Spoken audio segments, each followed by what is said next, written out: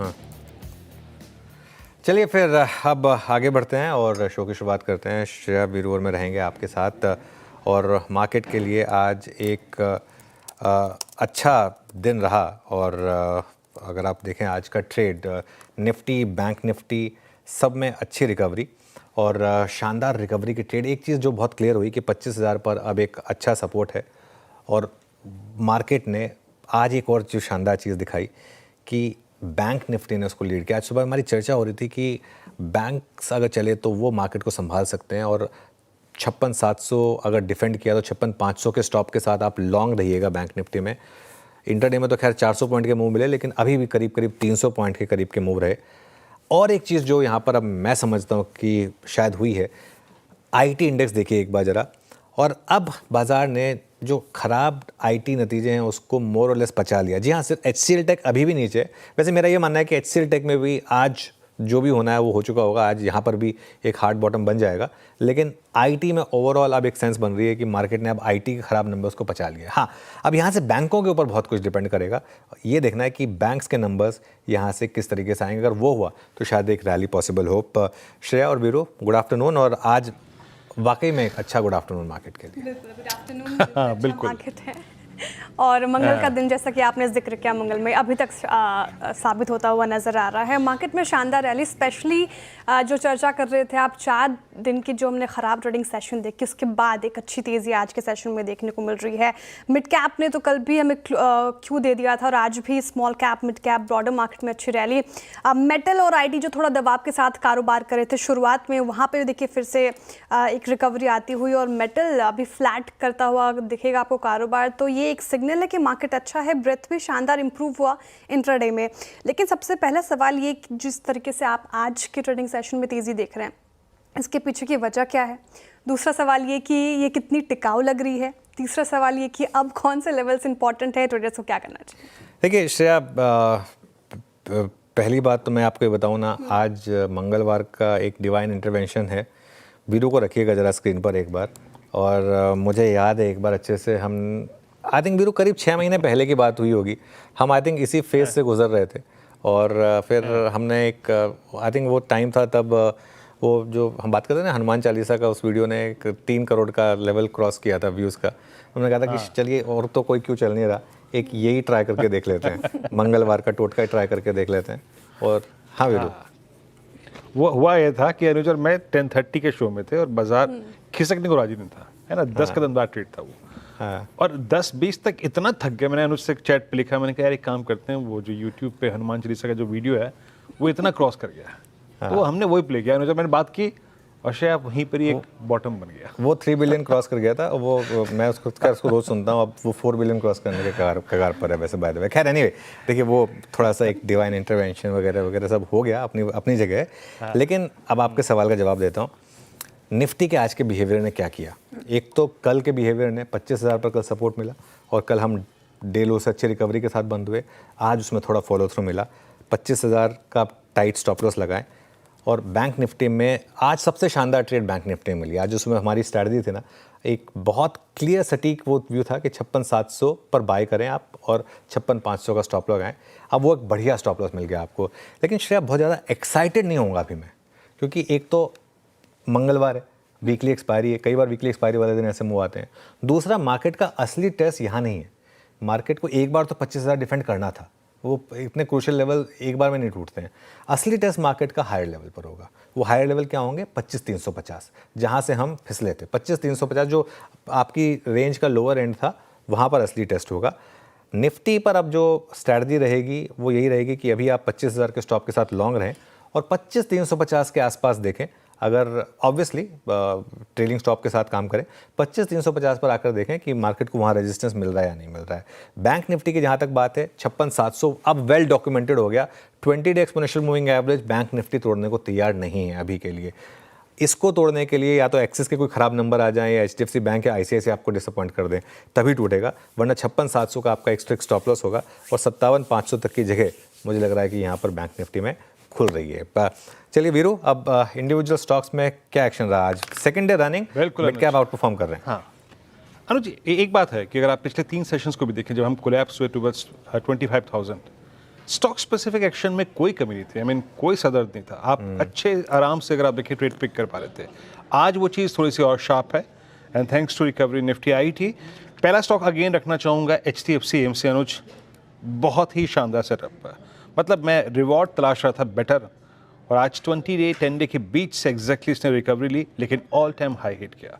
जरा इसका OI pattern देखिए अनुज, 3.5% बिल्डअप, मेरे ख्याल से जो प्योरेस्ट ऑफ ब्रेकआउट है, शानदार, well supported by I think futures and option stats, put writing भी है। तो एक हो गया HDFC AMC, मेरे ख्याल से ये नई ट्रेजेक्ट्री में जंप कर चुका है अनुज। उसके बाद टू व्हीलर स्पेस में मैं TVS मोटर्स को इसलिए ले रहा हूँ क्योंकि वो जो differential between the price performance of hero motor Corp और TVS मोटर्स, जो दोनों में आज एक क्रिएट हो गया ना, एक डिफरेंशियल, एक जगह बन गई है जो TVS मोटर्स में, वो विजिबल है वाकई। TVS मोटर्स इस वक्त 2.5% ऊपर है, अच्छा मूव लिया और लगभग 2 जुलाई से अब तक चली आ रही पूरी की पूरी रेंज इसने, जो गिर रही थी रेंज स्लोपिंग डाउनवर्ड, उसको बाइसेक्ट किया। इसमें शॉर्ट कवरिंग है, लेकिन मेरे ख्याल से अगर थोड़ा सा और सस्टेन किया तो और शॉर्ट कवरिंग आएगी। और एक वाइट गुड सेगमेंट में, चाहे वो कैश के स्टॉक्स हों या फिर वायदा कारोबार वाले, सब में अच्छी स्ट्रेंथ है। आप जरा प्लीज़ एक बार लिखा है स्क्रीन पे ब्लू स्टार, शानदार मूव, 3.5% ऊपर, और एक बहुत ही शानदार और जिसे कहते हैं क्लासिकल एक टेक्निकल पैटर्न होती है कप एंड हैंडल, उसका एक ब्रेकआउट सारे एवरेजेस के ऊपर, और एक बहुत ही बड़ा सप्लाई जोन जो इसमें करीब करीब 1870 पे था, उसको पार कर लिया। तो ये 3 स्टॉक्स जो कि क्लोजिंग में एक स्विंग के, एक तेज़ी के प्रोस्पेक्टिव से मेरे को चल रहे हैं। पर अनुज, आज 25,000 को हमने सेकंड सेशन लगातार दूसरे दिन डिफेंड किया, हमें उसी पे बात करनी चाहिए जो ये लेके आया, मतलब ये तेज़ी लेके आया। बैंक्स अनुज 2 दिन सिंक हुआ, लेकिन 20 डेमा को क्लोजिंग बेसिस पे डिफेंड किया। PSU बैंक्स चल रहे थे, आज प्राइवेट ने भी पार्टिसिपेट किया। अगर एक्यूट स्ट्रेंथ को प्ले करना हो तो क्या बैंक निफ्टी ज़्यादा अच्छा है? देखिए, इसमें तो कोई डाउट नहीं है कि बैंक निफ्टी में स्ट्रेंथ जो है वो ज़्यादा है आज कंपेयर टू किसी भी और इंडेक्स में। लेकिन इसमें एक जो चीज़ टेस्ट होगी वो होगी आपकी नंबर्स के बाद। आई थिंक कल एक्सिस के नंबर्स आने हैं शायद, कल या परसों, if I am not wrong. और उसके बाद ऑल इम्पॉर्टेंट सैटरडे और संडे का है। सैटरडे को जब ICICI बैंक और ये HDFC बैंक के नंबर्स जब आएंगे तब उसके ऊपर बहुत कुछ डिपेंड करेगा। लेकिन गोइंग बाय जिस तरीके से, अच्छा एक और चीज़ देखिए, आप इस पूरी मार्केट के डिक्लाइन में ये 2-3 स्टॉक्स हैं जो ज़्यादा नहीं गिरे हैं। HDFC बैंक मोर और लेस 2000 के पास ही रहा है, एक तो बीच में एक्स डिविडेंड भी हो चुका है। तो स्ट्रेंथ तो है बैंक निफ्टी में। और PSU बैंक्स तो देखिए, PSU बैंक्स और PSU ऑयल मार्केटिंग कंपनी तो 2 ऐसी स्पेसेस हैं जो मुझे लग रहा है कि इवेंचुअली चलनी है। उसमें तो इतना ज़्यादा वैल्यूएशन कंफर्ट है कि और कुछ नहीं भी हो तो सिर्फ वैल्यूएशन कंफर्ट पे इन स्टॉक्स को चलना चाहिए, तो उसको थोड़ा अलग रखते हैं। बैंक निफ्टी मेरे ख्याल से एक एंटिसिपेशन में चल रहा है कि नंबर्स अच्छे होंगे बैंकों के, और आगे जाकर मार्केट को और रेट कट्स, लिक्विडिटी, इन सब का सपोर्ट मिलेगा। इसके लिए मुझे लग रहा है कि बैंक निफ्टी शायद अच्छा चल रहा है। चलिए श्रेया, आगे बढ़ते हैं और शो को आगे बढ़ाते हैं। जी, उससे पहले एक सवाल मेरा IT को लेकर होगा। आपने अभी थोड़ी देर पहले जिक्र किया कि IT में अगर आप देखें तो जो ख़राब रिजल्ट्स थे, अर्निंग्स थे, कहीं ना कहीं वो डाइजेस्ट कर चुका है, प्राइसिंग कर चुका है। HCL तक ही फॉर एग्जांपल देख लीजिए, इंट्राडे में 4% तक करेक्ट हुआ, अब थोड़ा सुधर भी रहा है। परसिस्टेंट को छोड़ के देखें तो बाकी सारे ही IT स्टॉक्स में आज तेज़ी है। बैंक्स जिक्र कर लिया, IT कैसे लग रहा है आपका झुकाव इनफैक्ट किस तरफ है, ज़्यादा बैंक से IT? देखिए, IT में ना एक चीज़ लोगों को समझनी होगी कि एक ही चीज़ को लेकर आप बार बार नहीं पीट सकते किसी को।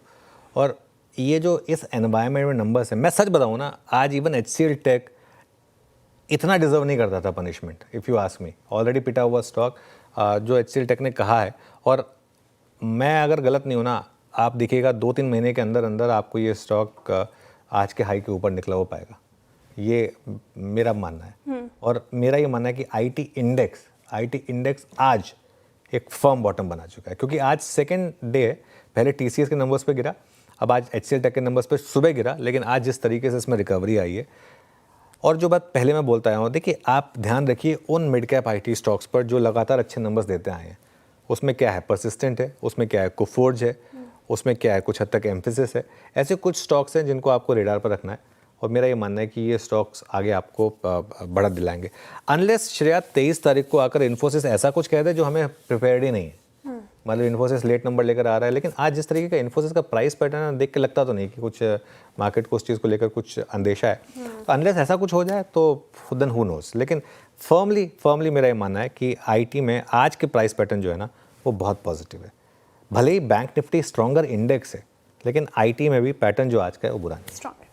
ओके, अब शो में आगे बढ़ते हैं और सबसे पहले बात करते हैं ट्रेंडिंग स्टॉक्स की और जिस तरीके से मार्केट आज परफॉर्म कर रहा है तेज़ी के साथ। तो शुरुआत करेंगे तेज़ी के ट्रेंडिंग स्टॉक्स के साथ ही, और आपके स्क्रीन पर इस वक्त ऑटो स्पेस में बाइंग डिस्कस भी कर रहे थे हम। हीरो मोटोकॉर्प देखिए 4.5% के करीब तेज़ हो गया। फाइनेंशियल ईयर 26 का क्या आउटलुक है, शो में आगे भी समझेंगे। सन फार्मा पेटेंट को लेकर जो विवाद चल रहा था इनसाइड कॉप को लेकर, वो सेटल्ड हो गया है। ब्रोकरेजेस भी बुलिश 2.5% दौड़ गया आज के सेशन में। अगेन बजाज ऑटो और महिंद्रा ऑटो स्पेस से 1.5% से ज़्यादा की तेज़ी यहाँ पे देखने को मिल रही है। कुछ और स्टॉक्स जहाँ पे अच्छी तेज़ी और पूरे वायर एंड केबल्स स्पेस में अच्छी बाइंग है। KEI इंडस्ट्रीज चढ़ गया 4% से ज़्यादा। ब्लू स्टार जो वीरेंद्र जी अभी डिस्कस कर रहे थे, वाइट गुड्स स्पेस में अच्छी खरीदारी 3.5% के करीब ये चढ़ा। PG इलेक्ट्रोप्लास्ट 3.5% और बायोकॉन फार्मा स्पेस में भी बाइंग है, तो 2.5% से ज़्यादा की तेज़ी यहाँ पर। लेकिन चढ़ते बाजार में कुछ स्टॉक्स गिरे भी। HCL टेक रिजल्ट्स उतने खास लगे नहीं, स्ट्रीट को पनिश किया है, 2.5% से ज़्यादा टूटा। HDFC लाइफ में मुनाफा वसूली 1% से ज़्यादा। इटर्नल टूट 1.5% और SBI लाइफ में भी आज थोड़ी बहुत मुनाफा वसूली देखने को मिल रही है। कुछ और स्टॉक्स जहां पर दबाव है, आइनॉक्स विंड 3% के करीब। मैनकाइंड टूट गया 2% से ज़्यादा। NMDC पर भी दबाव 1.5% और IDFC फर्स्ट बैंक भी 1.5% गिरकर कर रहा है कारोबार। अब आगे बढ़ते हैं और कार्यक्रम का क्रम समझते हैं। फंडामेंटल राय देने के लिए हमारे साथ होंगे इंडिपेंडेंट मार्केट एक्सपर्ट नीरज दीवान। टेक्निकल कॉल्स लेंगे हम प्रकाश गाबा, मानस जायसवाल, राजेश सातपुते, रचना वैद्य, अमित सेठ और जतिन गेडिया जी से। 2:15 पर आशीष चतुर्वेदी आपको बताएंगे कि फार्मा शुरू में आखिर तेजी क्यों है। 2:20 पर यतिन मोहता बताएंगे आपको केमिकल्स और फर्टिलाइजर्स में रौनक क्यों है। 2:25 पर सुदर्शन कुमार बताएंगे हीरो मोटो में आज रफ्तार क्यों है। 2:30 बजे टेस्ला शोरूम में ऑटो सेक्टर के किन कंपनियों पर असर पड़ेगा, रिसर्च लेकर आएंगे आशीष चतुर्वेदी। 2:35 पर दीपाली राणा टेक महिंद्रा के नतीजों का अनुमान लेकर आएंगी। 2:45 पर कंचन नौटियाल बताएंगे जून में म्यूचुअल फंड्स इनफैक्ट कहाँ खरीदारी की। 2:50 पर बिग मार्केट वॉइस में हमारे साथ होंगे एक्सिस सिक्योरिटीज़ के CIO नवीन कुलकर्णी जी। और 3:05 पर यतिन मोहता बताएंगे आपको डेली रूम चेक। 3:10 पर अनुज जी से लेंगे कल के लिए स्ट्रैटेजी। 3:15 पर लेंगे BTST STBT कॉल्स। चलिए अब हमारा पैनल तैयार है और ट्रेड्स की शुरुआत की जाए। आप सभी को गुड आफ्टरनून। गाबा सर बताइए क्या रहेगा इस समय का trade. Good afternoon to you. I think long side होना चाहिए और स्टॉक का नाम है लाल पैथलैब। लाल पैथलैब 2965 के आसपास ट्रेड कर रहा है और मेरे ख्याल से स्टॉप होना चाहिए करीब 2940, ज्यादा नहीं, करीब 25 रुपए का हुआ। टारगेट फर्स्ट टाइम 3000 फिर 3050, ये एक जोन है, वहां तक जाना चाहिए। BTST नहीं, लेकिन आज के लिए पॉसिबल है लाल पैथलैब। ओके, बड़ा इंटरेस्ट। बहुत दिनों बाद अगर आप देखेंगे स्टॉक आज पैनल की रिकमेंडेशन में आया है तो लाल पैथलैब प्रकाश सर की कॉल और 2965 पे होने लगी इसकी। मानस गुड आफ्टरनून, आपका ट्रेड। गुड आफ्टरनून वीरेंद्र जी। तो देखिए LIC हाउसिंग में खरीदारी करने की राय रहेगी। LIC हाउसिंग ने 200 मूविंग एवरेज पे सपोर्ट लिया था, लेकिन आज कंफर्मेशन दिया रिवर्सल का इंट्राडे चार्ट पे। हायर टॉप्स हायर बॉटम्स का कंफर्मेशन मिला है, तो करेंट लेवल्स पे यहाँ पर खरीदारी करेंगे। 611 के स्टॉप लॉस से खरीदारी करनी है। 634 तक के टारगेट आपको देखने को मिल सकते हैं LIC हाउसिंग फाइनेंस में। चाहे तो 620 का 620 वाला कॉल ऑप्शन ले सकते हैं। 13 रुपए पे ट्रेड हो रहा है। 9 रुपए का स्टॉप लॉस लगाना है और 22 रुपए की टारगेट सेट करना है। LIC हाउसिंग फाइनेंस माइनस जी के पिक डे हाई पे कर रहा है कारोबार 2% की तेजी के साथ। राजेश सातपुते जी वेरी गुड आफ्टरनून, बताइए आपका पिक क्या होगा। Very good afternoon Shreya, good afternoon everyone. Shreya देखिए, मेरी नजर है सन फार्मा के चार्ट के ऊपर, और अगर आप इसका चार्ट देखें तो एक क्लीन ब्रेकआउट मिला है, अपने क्लस्टर ऑफ मूविंग एवरेजेस के ऊपर बैठा है। It's a symmetrical triangle formation जिसका ब्रेकआउट हुआ है with a gain in open interest, that shows कि यहाँ पे लॉन्ग बिल्टअप है। तो ऑल एंड ऑल ऐसा लग रहा है कि सन फार्मा अगर यहाँ से डिप भी देगा तो एक बाइंग अपॉर्चुनिटी होगी। सन फार्मा बाय करे, स्टॉप लॉस होगा 1710 का। मेरे हिसाब से इसका जो नेक्स्ट स्विंग का टारगेट होगा वो रहेगा 1760 का। 1760 1780, I think this should be the range. Okay चलिए रचना जी के पास आ जाए। रचना जी गुड आफ्टरनून। रचना जी बताइए आपकी ट्रेड। जी गुड आफ्टरनून। मेरी तरफ से ट्रेड रहेगी हेवल्स के फ्यूचर्स में, जिसको हम लॉन्ग करेंगे। फिलहाल हम 1540 पे हैं, हम 1530 का एक छोटा सा स्टॉप लॉस लगाएंगे। अभी आने वाले 1 घंटे के हिसाब से अगर इसका टारगेट देखा जाए तो इट शुड बी 1547, और अगर कोई डिलीवरी लेके जाता है घर तो उसके लिए टारगेट होना चाहिए 1555। ओके, हेवल्स 1538 आज वाइट गुड सेगमेंट में बहुत स्ट्रॉन्ग हुआ है। ब्लू स्टार को देखिए, हेवल्स को देखिए, सुबह वर्लपुल कॉस्ट में शामिल था, अच्छा करते हुए डे हाई पे। जतिन गेडिया जी के पास चलते हैं। जतिन जी गुड आफ्टरनून, बताइए कॉल क्या है आपकी इस वक्त की? Good afternoon everyone. तो हमारा जो बाई साइड का ट्रेड होगा वो चोला फाइनेंस में होगा। 20 वीक के एवरेज पे सपोर्ट पे आया है। पिछले 4-5 हफ्तों से लगातार यही सब लेवल होल्ड कर रहा है, और हमें लगता है कि एक शार्प अपमूव हमें देखने को मिल सकता है चोला फाइनेंस में। 1520 रुपये का स्टॉप लॉस रखना होगा, और ऊपर में हम 1640 के टारगेट एक्सपेक्ट कर रहे हैं। ओके, 1640 का टारगेट एक्सपेक्ट कर रहे हैं जतिन जी चोला फाइनेंस में। तो टेक्निकल कॉल्स हो गए पूरे, एक एक करके रखती हूँ आपकी स्क्रीन पर। गाबर सर को पसंद है डॉक्टर लाल पैथलैब, यहाँ पे खरीदारी की राय उनकी तरफ से। टारगेट और स्टॉप लॉस जॉट डाउन करते हुए जाएगा। मानस जी बेट लगा रहे हैं LIC हाउसिंग फाइनेंस पर, पसंद आ रहा है उनको, खरीदारी की राय यहाँ पे भी। राजेश सातपुते जी ने सन फार्मा को चुना है, बाई साइड की ट्रेड इनकी भी। रचना जी को हेवल्स पसंद आ रहा है, फ्यूचर्स में खरीदारी की राय उनकी तरफ से। और जतिन जी ने अभी मेंशन किया चोला फाइनेंस, जहां पर आपको खरीदारी करनी है। नीरज दीवान जी हमारे साथ मौजूद हैं। Neeraj ji very good afternoon, स्वागत है आपका कार्यक्रम में। बाजार में अच्छी खासी आज रौनक देखने को मिल रही है, ऐसे मूड माहौल में कौन सा स्टॉक आपने चुना है, आपका इन्वेस्टमेंट आइडिया क्या होगा? या गुड आफ्टरनून। हाँ बिल्कुल, जिस तरह की मिड कैप में मोमेंटम देखने को भी मिल रहा है, आई थिंक मार्केट में इंडेक्स को छोड़ के अगर आप उसके बाहर देखें तो अच्छी मोमेंटम देखने को मिल रही है डिफरेंट सेक्टर्स में। कंस्ट्रक्शन सेक्टर, एक इंफ्रास्ट्रक्चर कंस्ट्रक्शन सेक्टर एक ऐसा सेक्टर है जहाँ पे मुझे लगता है कि जिस तरह की अब लिक्विडिटी मार्केट में आ रही है, इंटरेस्ट रेट कम है, इन्फ्लेशन कम है, तो आई थिंक यहाँ पे मुझे लगता है आगे चलते हुए एक अच्छा मोमेंटम बन सकता है, एग्जीक्यूशन पिकअप हो सकती है। तो उसको चलते हुए मैंने एनसीसी को चुना था। एनसीसी एक अच्छी कंपनी है, अगर आप वैल्यूएशन देखें तो एक बहुत attractive, I think 17-18 times trailing 12 months पे चल रही है, जो बहुत एक अट्रैक्टिव वैल्यूएशन है उसके लिए। तो आगे आगे चलते हुए जैसे एग्जीक्यूशन पिकअप होगी तो नेक्स्ट 6 to 8 मंथ्स 9 मंथ्स में इसके रिजल्ट इंप्रूव होने चाहिए, और end of the year I think ये साल अच्छी ग्रोथ के साथ ये क्लोज कर सकता है because of pickup in execution. तो ये मैंने चुना है और investment idea. Okay, NCC limited ये पसंद आ रहा है नीरज जी को। लॉन्ग टर्म के लिहाज से यहाँ पे खरीदारी की जा सकती है, आप हाथ लगा सकते हैं। करीब करीब आप देखिए 1.5% की तेज़ी के साथ 228 के लेवल पर कारोबार करता हुआ नजर आएगा।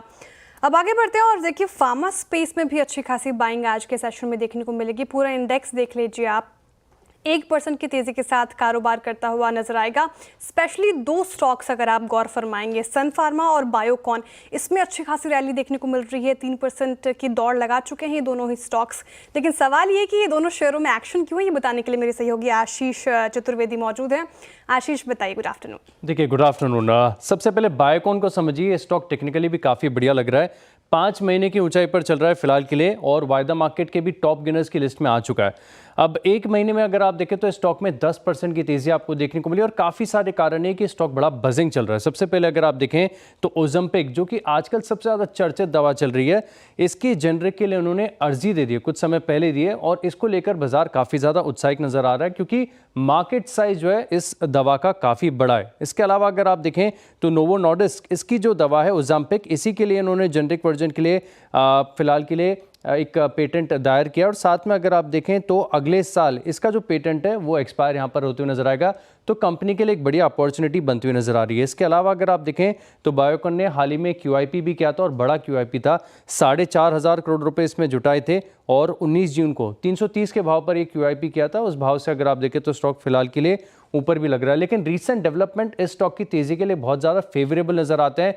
खास तौर पर अगर आप देखें तो दक्षिण कोरिया की कंपनी है हैनॉक, इनके साथ इन्होंने GLP-1, ये सिमिलर वेट लॉस की दवा है जो आजकल सबसे ज़्यादा बजिंग चल रहा है, GLP-1 इंजेक्शन, इसके लिए इन्होंने एक्सक्लूसिव करार किया था।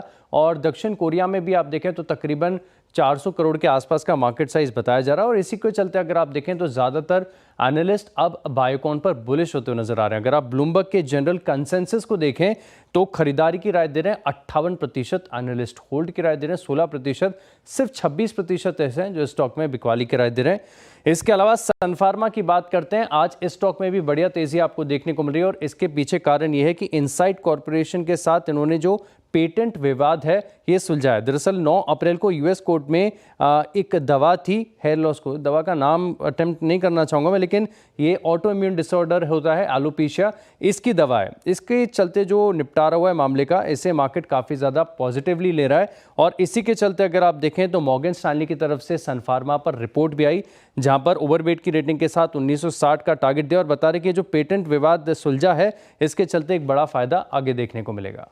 ओके चलिए बिल्कुल, ये तो नया क्रेज़ बन गया ना ये इंजेक्शन, तो जो आजकल ओजेम्पिक ना, और डायबिटिक ड्रग के नाम पर वैसे इसको किया था और अब सबको रियलाइज़ हो गया कि ये तो वेट लॉस में काफ़ी हेल्प कर रहा है।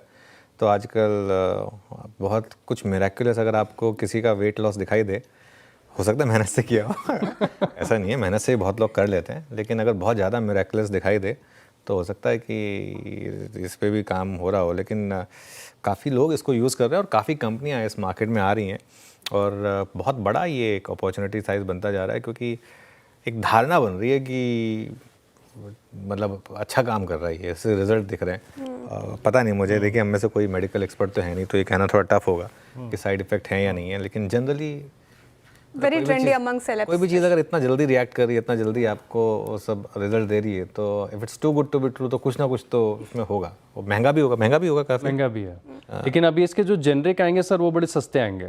ओके, तो ये अपॉर्चुनिटी और टोटल एड्रेसेबल मार्केट साइज, जैसे कि आपने बताया कि सेलिब्रिटीज लोग देख रहे हैं कि इतनी जल्दी तेजी से रिजल्ट आ गया, तो लोगों के लिए इतना महंगा नहीं अगर तेजी से वेट लॉस हो जाए तो। वही है यानी वाला काम पूरा। हाँ वीरू, जेनरिक दवा आ जाएगी जैसे कि आशीष कह रहे हैं, तो आप जन औषधालय केंद्र में जाके बोलेंगे क्या यार वो वेट लूज करने इंजेक्शन नहीं मैं नहीं लेने वाला साइड इफेक्ट्स के साथ नहीं ये करना भी नहीं चाहिए मेरे ख्याल से। कि बताऊँ, ये तो हम जानते ही हैं, जो इमिडिएटली वेट लूज होता है वो इमिडिएटली गेन भी होता है। बिल्कुल, ये बात तो वो सस्टेनेबल भी नहीं होता है, और वैसे भी क्यों करना है यार, थोड़ा सा देखिए, थोड़ा मेहनत करें, थोड़ा जिम जाएं, थोड़ा सा डाइट ठीक करें तो रिजल्ट दिखते हैं। मैं थोड़ा सा जैसे मैं भी कोशिश कर रहा हूँ, होपफुली वो सक्सेसफुल होगी। लेकिन नीरज जी, आपका क्या व्यू है मैं इस ड्रग की बात नहीं कर रहा हूँ, लेकिन जनरली जो सब हर कोई इसमें एंटर कर रहा है, ये क्या एक पॉजिटिव ट्रिगर है इन कंपनियों के लिए? एक्चुअली आई थिंक ये अभी कहना थोड़ा जल्दी होगा, बिकॉज जैसे आपने कहा तो मेडिकल एक्सपर्ट नहीं है, दूसरा इसके साइड इफेक्ट क्या होंगे लॉन्ग टर्म में ये भी कह नहीं सकते, बिकॉज एक नई चीज़ है जो आई थिंक मैंने तो लास्ट 6 महीने साल से ही इसके बारे में सुनना शुरू किया है। सो काफ़ी लोग ज़रूर यूज़ कर रहे हैं, तो जो ये डायबिटीज़ के होना चाहिए, बट जिसको डायबिटीज़ नहीं है वो भी इसको यूज़ कर रहा है। तो इसका कैसे आगे चलते हुए क्या साइड इफेक्ट होते हैं, क्या इसका वो कहना मुश्किल है अभी। तो मैं इसको देखते हुए खाली कोई स्टॉक में एंट्री नहीं करूंगा या नहीं देखूंगा कि अगर वो इस ड्रग के अंदर स्टॉक जा रहा है तो उसमें क्या पोटेंशियल है। आई थिंक वो थोड़ा भी अर्ली होगा कहना। बिल्कुल, चलिए तो ये बात हो गई। टेक्निकली रचना जी, फार्मा स्टॉक्स कोई पसंद आ रहा है आपको, बायोकॉन इन पर्टिकुलर? जी, मैं देख रही थी बायोकॉन को और सन फार्मा को, दोनों को ही। एंड बायोकॉन में डेफिनेटली बेटर कंपैरेटिवली सिचुएशन है। यहाँ पे जैसे पिछले 2 दिन में प्राइस एक्शन हुई है, मेरा ये मानना है कि एक आध दिन और सिमिलर प्राइस एक्शन हो सकती है for the short term players. And यहाँ पे 397 तक हम विद इन अ डे और 2 जाने चाहिए। एंड अगर मीडियम टर्म के हिसाब से भी देखें तो जो चार्ट है वो प्रॉमिसिंग है for a good rise over a few months as well. जी हाँ, सुबह से बायोकॉन हमने पकड़ा था ये ट्रेड। हालांकि पहले संजन आया था बातचीत में, लेकिन अगर मैं पूरे फार्मा को खंगालूं टटोलूं तो नो डाउट बायोकॉन लीड करता हुआ। लॉरस चल चुका है तो अब शायद बात करने में उतना कंफर्ट नहीं आया। ग्लेनमा काफ़ी चल चुका है, उसके बाद और कोई स्क्रिप्ट अगर एक जैसे कहते हैं ना, मैं स्ट्रांगली पॉइस लग रही है एक मूव के लिए। मेरे ख्याल से एक नेटको फार्मा जो कि 200 डेमा के एच पे बैठा है 1006 पे, और सन फार्मा ने ब्रेकआउट दिया है। बट अगर पावर ऑफ डेरिवेटिव्स और जहाँ पे स्ट्रॉन्ग कन्विक्शन है, रेंज ब्रेकआउट का केस है, एक बार जतिन आप प्लीज़ देखिएगा टोरेंट फार्मा 3444 डे हाई पर और 1 अक्टूबर 2024 से चली आ रही पूरी रेंज को बाइसेक्ट करने की तैयारी करता हुआ प्लेसमेंट अब बहुत एग्रेसिव लग रही है। आपकी राय टोरेंट पे क्या होगी इस वक्त? डेफिनेटली जो टोरेंट फार्मा का स्टॉक है वो रिसेंटली 2 हफ्तों से कंसोलिडेट कर रहा था। जो कंसोलिडेशन का पैटर्न फॉर्म हुआ है वो एक ट्रायंगल पैटर्न फॉर्म हुआ है और कल के ट्रेडिंग सेशन में एक ब्रेकआउट आया था। आज हमें फॉलो थ्रू बाइंग इंटरेस्ट देखने मिल रहा है, तो definitely the next leg of the up move start हो चुका है। हमें लगता है ये स्टॉक 3500 3515 के करीब आने वाले दिनों में हमें देखने को मिल सकता है। तो एक ब्रेकआउट है, 3380 का एक स्ट्रॉन्ग सपोर्ट है, तो वो as a stop loss use करें। 3500 3515 के टारगेट्स रखें। ओके, चलिए आगे बढ़ते हैं अब और फार्मा की बात करते हैं। फार्मा की तो बात कर ली हमने, फार्मा के साथ फर्टिलाइजर और केमिकल शेयर्स, यहाँ भी काफ़ी एक्शन है। रैलियस इंडिया के अच्छे नतीजे आए, सुबह स्टॉक काफ़ी भागा, अब थोड़ी प्रॉफिट बुकिंग आई है इसमें, अब 2% ऊपर रह गया। इंटरडे में ये 8-9% तक भागा था, आपको याद होगा।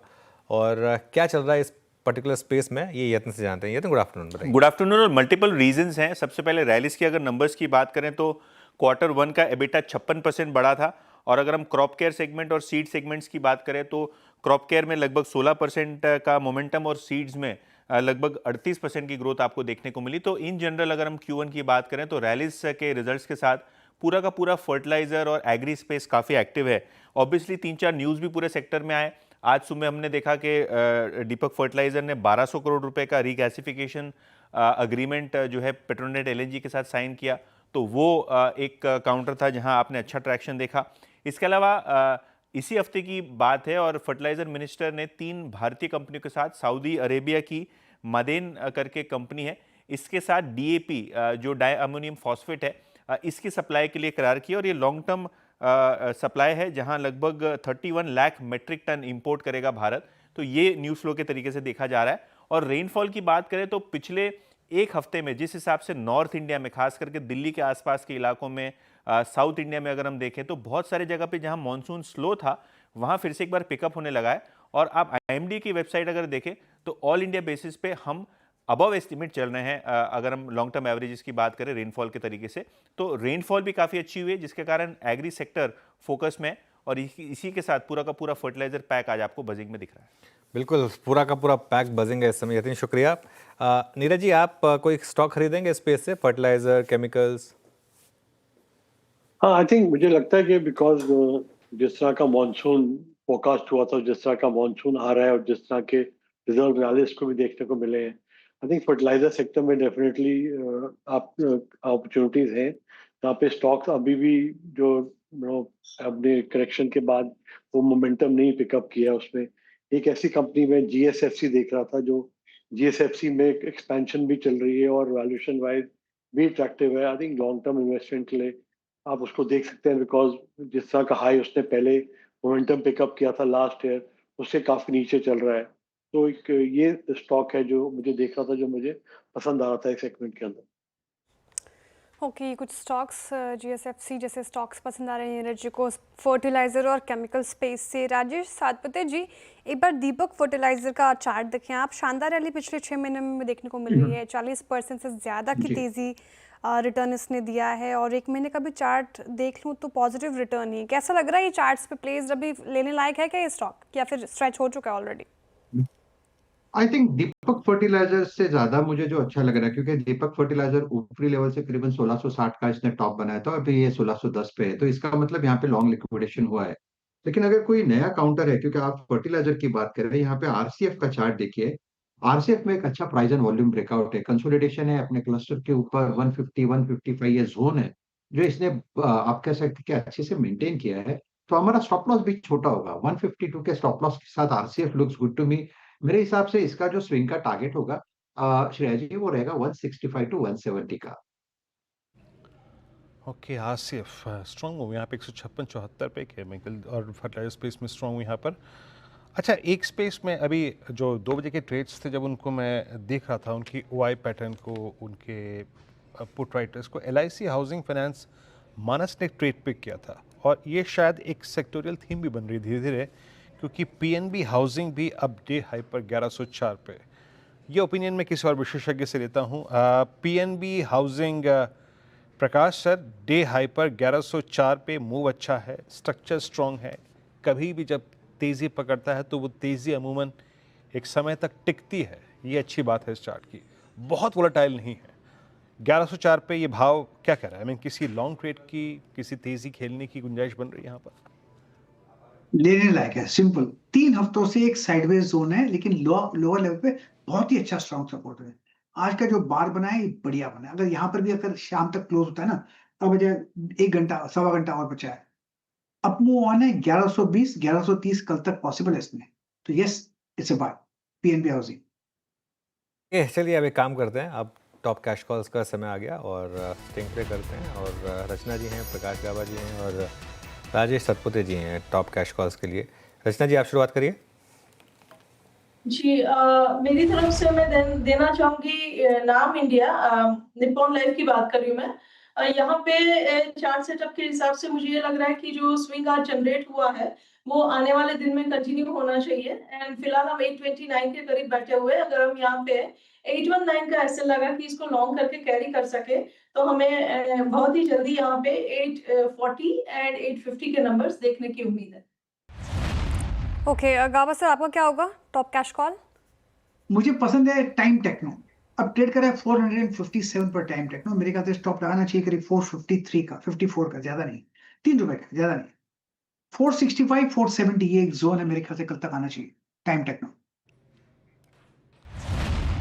कॉल टाइम टेक्नोप्लास्ट है श्रेया ने, लेकिन जिस अंदाज में पूछा ना, प्रकाश सर घबरा गए होंगे। प्रकाश जी, आपका क्या होगा? है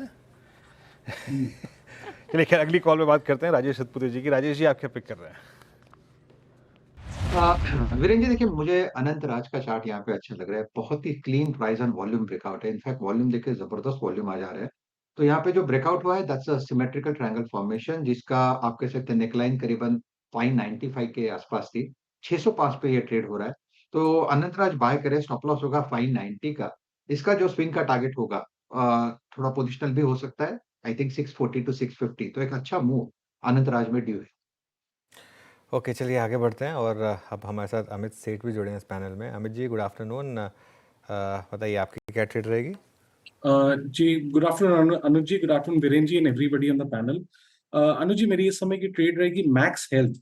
मैक्स हेल्थ का अगर हम स्ट्रक्चर देखें तो इसने अपने एक सपोर्ट पे पुल बैक दिया था 10 और 20 डेमो में, पिछले 2-3 दिन कंसोलिडेट किया and now it's almost on the verge of crossing the 10 demo. तो एक अप ट्रेंड में स्टॉक है, सपोर्ट से रिवर्सल दिखा रहा है, इसे बाय करें। 1240 का स्टॉप लॉस रहेगा, 1240 का, और टारगेट्स रहेंगे 1300 के। ओके, चलिए ये बात होगी मैक्स हेल्थ केयर की। हीरो मोटो की बात करते हैं। निफ्टी का टॉप गेनर, 3.5% की तेज़ी आज है यहाँ पर। क्यों है ये? क्या कहा ऐसा कंपनी के चेयरमैन ने जिसकी वजह से अब 4.5% हो गया एक्चुअली? सुदर्शन के पास चलते हैं। सुदर्शन, गुड आफ्टरनून, बताइए। हीरो मोटोकॉर्प आज टॉप निफ्टी गेनर है। उसका कारण यह कि कल कंपनी ने FY25 का एनुअल रिपोर्ट रिलीज किया था और उसमें उन्होंने FY26 के बारे में स्ट्रैटेजी भी बताया। तो उसमें उन्होंने 3 से 4 पॉइंट्स मेंशन किया था। उसमें पहला है ग्लोबल एक्सपेंशन, दूसरा है अपने कोर सेगमेंट में वैल्यू अनलॉकिंग करेंगे, और तीसरा है उनका फोकस रहेगा प्रीमाइजेशन पे, और चौथा है इलेक्ट्रिक मोबिलिटी में अपना फुटप्रिंट और एक्सपैंड करेंगे। और उन्होंने FY26 को टर्म दिया है द ईयर ऑफ एक्सेलरेशन। तो सबसे पहले फर्स्ट पॉइंट लेते हैं ग्लोबल एक्सपेंशन।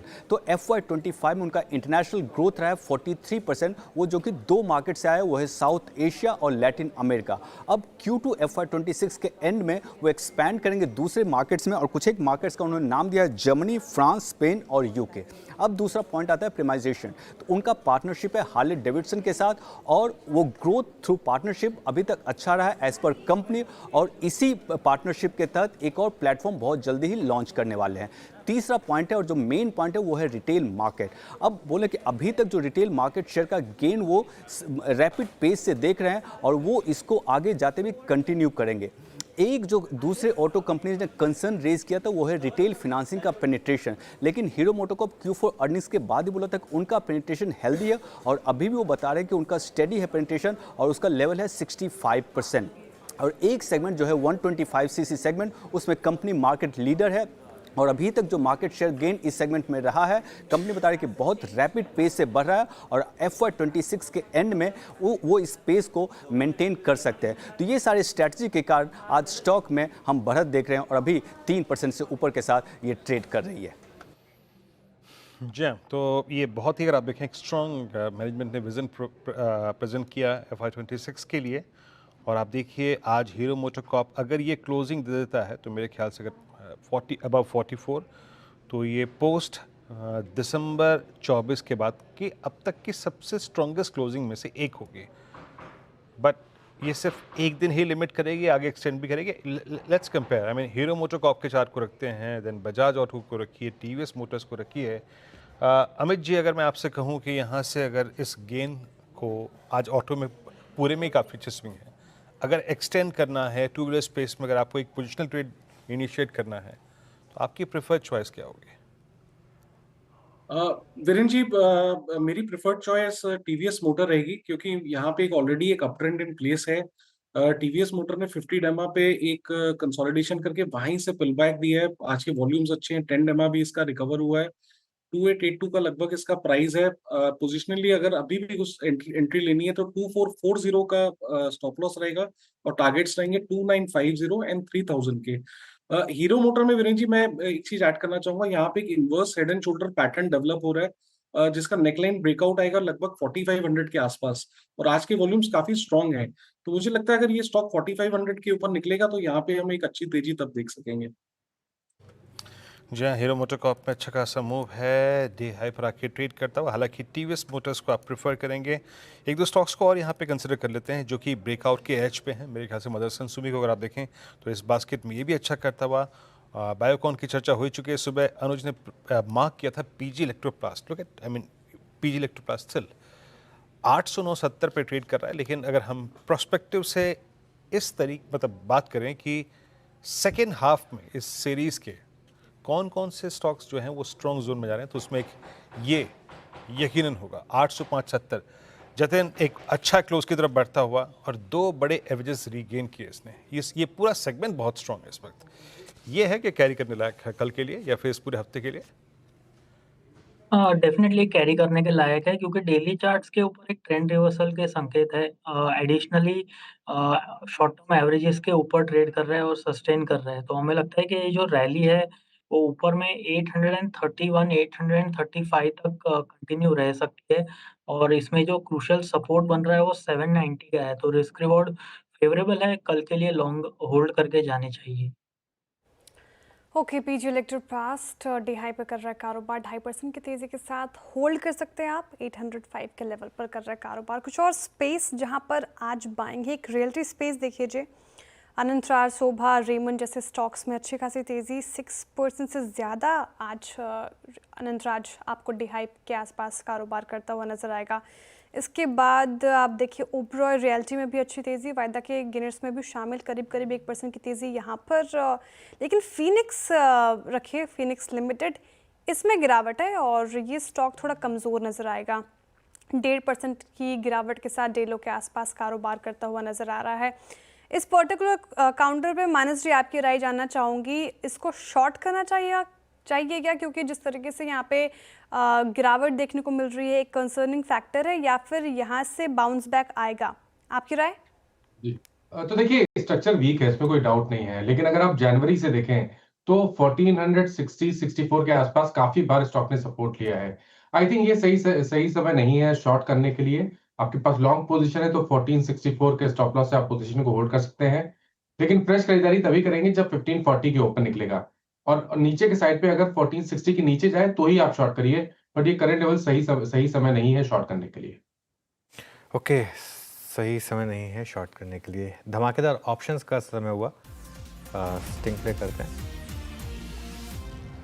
ओके, धमाकेदार ऑप्शंस के लिए मानस जी हैं, अमित जी हैं और जतिन जी हैं। अमित जी, आप शुरुआत करिए। जी अनुज जी, मैं HDFC AMC के 5300 के कॉल ऑप्शन के साथ जाऊंगा। HDFC का ओवरऑल स्ट्रक्चर काफी पॉजिटिव है और जिस हिसाब से यहाँ पे आज मूव आ रहा है, काउंटर काफी स्ट्रांग है। 5300 का कॉल ऑप्शन 127 पे ट्रेड कर रहा है, 127 पे। इसे बाय करें। स्टॉप लॉस हमारा लगभग रहेगा 100 रुपीज का और टारगेट्स यहाँ पे रहेंगे 180 के। पहला है नहीं जैम, तो HDFC AMC 5300 की कॉल अब ऑल टाइम हाई की तरफ बढ़ता हुआ है, इनफैक्ट ऑल टाइम हाई पे भी है, तो ये आउट ऑफ मनी कॉल 5300 की पकड़नी है आपको। मानस आपका ट्रेड क्या रहेगा? देखिए मेरा ट्रेड वोल्टास पे रहेगा। वोल्टास के 1400 के कॉल ऑप्शन में खरीदारी करने की राय रहेगी। डिस्क्लोजर है किस पे हमने अपने क्लाइंट्स को भी रिकमेंडेशन दिया हुआ है। तो वोल्टास का 1400 का कॉल ऑप्शन ले लेंगे। 28 रुपए पे ट्रेड हो रहा है और टारगेट करीब करीब 40 रुपए के रहेंगे। अगर रैशनल देखें तो देखिए यहाँ पर हाई टॉप्स हायर बॉटम्स के साथ स्टॉक ने 200 मूविंग एवरेज को रिगेन किया है। तो यहाँ पर करीब 50-60 रुपए का आपको करंट लेवल्स देखने को मिल सकता है। ओके, वोल्टास 1400 का कॉल ऑप्शन लेने की राय यहाँ पे अच्छी खासी तेजी पूरे स्पेस में आज हमें देखने को मिल रही है। जतिन जी बताइए आपका क्या होगा धमाकेदार ऑप्शन? मुझे मैरिको का प्राइस स्ट्रक्चर अच्छा लग रहा है, तो हम 740 स्ट्राइक का कॉल ऑप्शन मैरिको का बाय करने की सलाह रहेगी। इसमें स्टॉप लॉस आपको रखना होगा 8 रुपए का, और ऊपर में हम 18 और 20 के टारगेट एक्सपेक्ट कर रहे हैं। ओके चलिए, तो मैरिको का कॉल ऑप्शन यूज़ करना है आपको। और मार्केट थोड़ा सा अब शुरू में पहले 2 घंटे के मूव के बाद एकदम, जैसे कहते हैं ना, एक बार चार्ट लेकर आइए, एकदम कॉमाटोज, बिल्कुल कहीं चलने को तैयार नहीं। और एक सेंस बन रही है कि शायद एक पहले 2-3 घंटे के मूव के बाद पूरी तरीके से वापस ऑप्शन राइटर्स ग्रिप लेते हुए, खासतौर से आज सेंसेक्स की एक्सपायरी है तो 82,500 की कॉल और पुट दोनों धीरे धीरे करके काफ़ी प्रीमियम लूज़ कर रहे हैं। एक स्टॉक काफ़ी दिनों के बाद इसमें, आई थिंक मई में इसमें शानदार मोमेंटम था, जून में ये स्टॉक काफ़ी करेक्ट हुआ, सुप्रीम इंडस्ट्रीज़। एक बार सुप्रीम इंडस्ट्रीज़ का चार्ट रखिएगा ज़रा स्क्रीन पर। मानस, ये वो स्टॉक है जिस पर हमने आपको याद होगा CNBC आवाज़ पर पूरी तेज़ी प्ले की थी। सुप्रीम इंडस्ट्रीज़ की बात हो रही है, 4200 से लेकर 4700 की, फिर ये वापस करेक्ट हुआ 4200 तक। आज के मूव को कैसे देखेंगे? देखिए जगह तो सही है जहां से एक शॉर्ट टर्म बॉटम बन सकता है और रिवर्सल देखने को मिल सकता है, क्योंकि स्टॉक ऑलरेडी करेक्ट हो चुका है। अगर पूरी रैली की बात करें तो करीब 38.20% करेक्ट हो चुका है। 100 डे मूविंग एवरेज पे सपोर्ट लेके आज स्टॉक ने अपने 200 डे मूविंग एवरेज को रीगेन किया है, तो सेटअप पॉजिटिव लगता है। एक ट्रेड लेना हो तो वो लॉन्ग साइड पे होगा, बाउंस बैक के लिए प्ले करेंगे। करंट लेवल्स पे 4160 के स्टॉप लॉस से खरीदारी करने की राय रहेगी। ऊपर की तरफ 4400 तक के टारगेट्स पॉसिबल है सुप्रीम इंडस्ट्रीज में। ओके, सुप्रीम इंडस्ट्रीज़ खरीदारी की राय यहाँ पर, शानदार मूव इस पर्टिकुलर काउंटर में भी आ रहा है। और कोम कर रही हूँ मैं अगर वायदा स्टॉक्स, तो Crompton, blue star, Voltas, amber enterprises, clearly wide space में बहुत शानदार रैली, और सिर्फ आज के सेशन में नहीं, पिछले कुछ सत्रों से हम इसमें तेज़ी देखने को मिल रही है। सबसे बड़ा ट्रिगर, जो बड़ी बात सामने निकल के आ रही है कि फेस्टिव सीज़न अच्छा साबित हो सकता है इस स्पेस के लिए, जो एक पॉजिटिव ट्रिगर है। तो इस सारे स्टॉक्स में हमें मोमेंटम देखने को मिल रहा है। हीरो मोटो की हमने बात की आई इंडस्ट्रीज़, वायर और केबल सेक्टर में भी अच्छी खासी तेज़ी आपको दिखेगी। और हमारे पैनल ने पिक भी किया, BSE में भी मूव 3.5% की करीब तेज़ी यहाँ पे देखने को मिल रही है। BSE का एक बार चार्ट रखिए स्क्रीन पर, निचले स्तरों से अच्छी रिकवरी, 3% से ज़्यादा चढ़कर डे हाई के आसपास अभी कारोबार करता हुआ नजर आएगा। रचना जी, BSE देखिए आज इंट्राडे में निचले स्तरों से ठीक ठाक रिकवरी दिखा रहा है, इस पर्टिकुलर काउंटर में देखने को मिल रही है। 2537 के लेवल पर क्या किया जाए यहाँ से?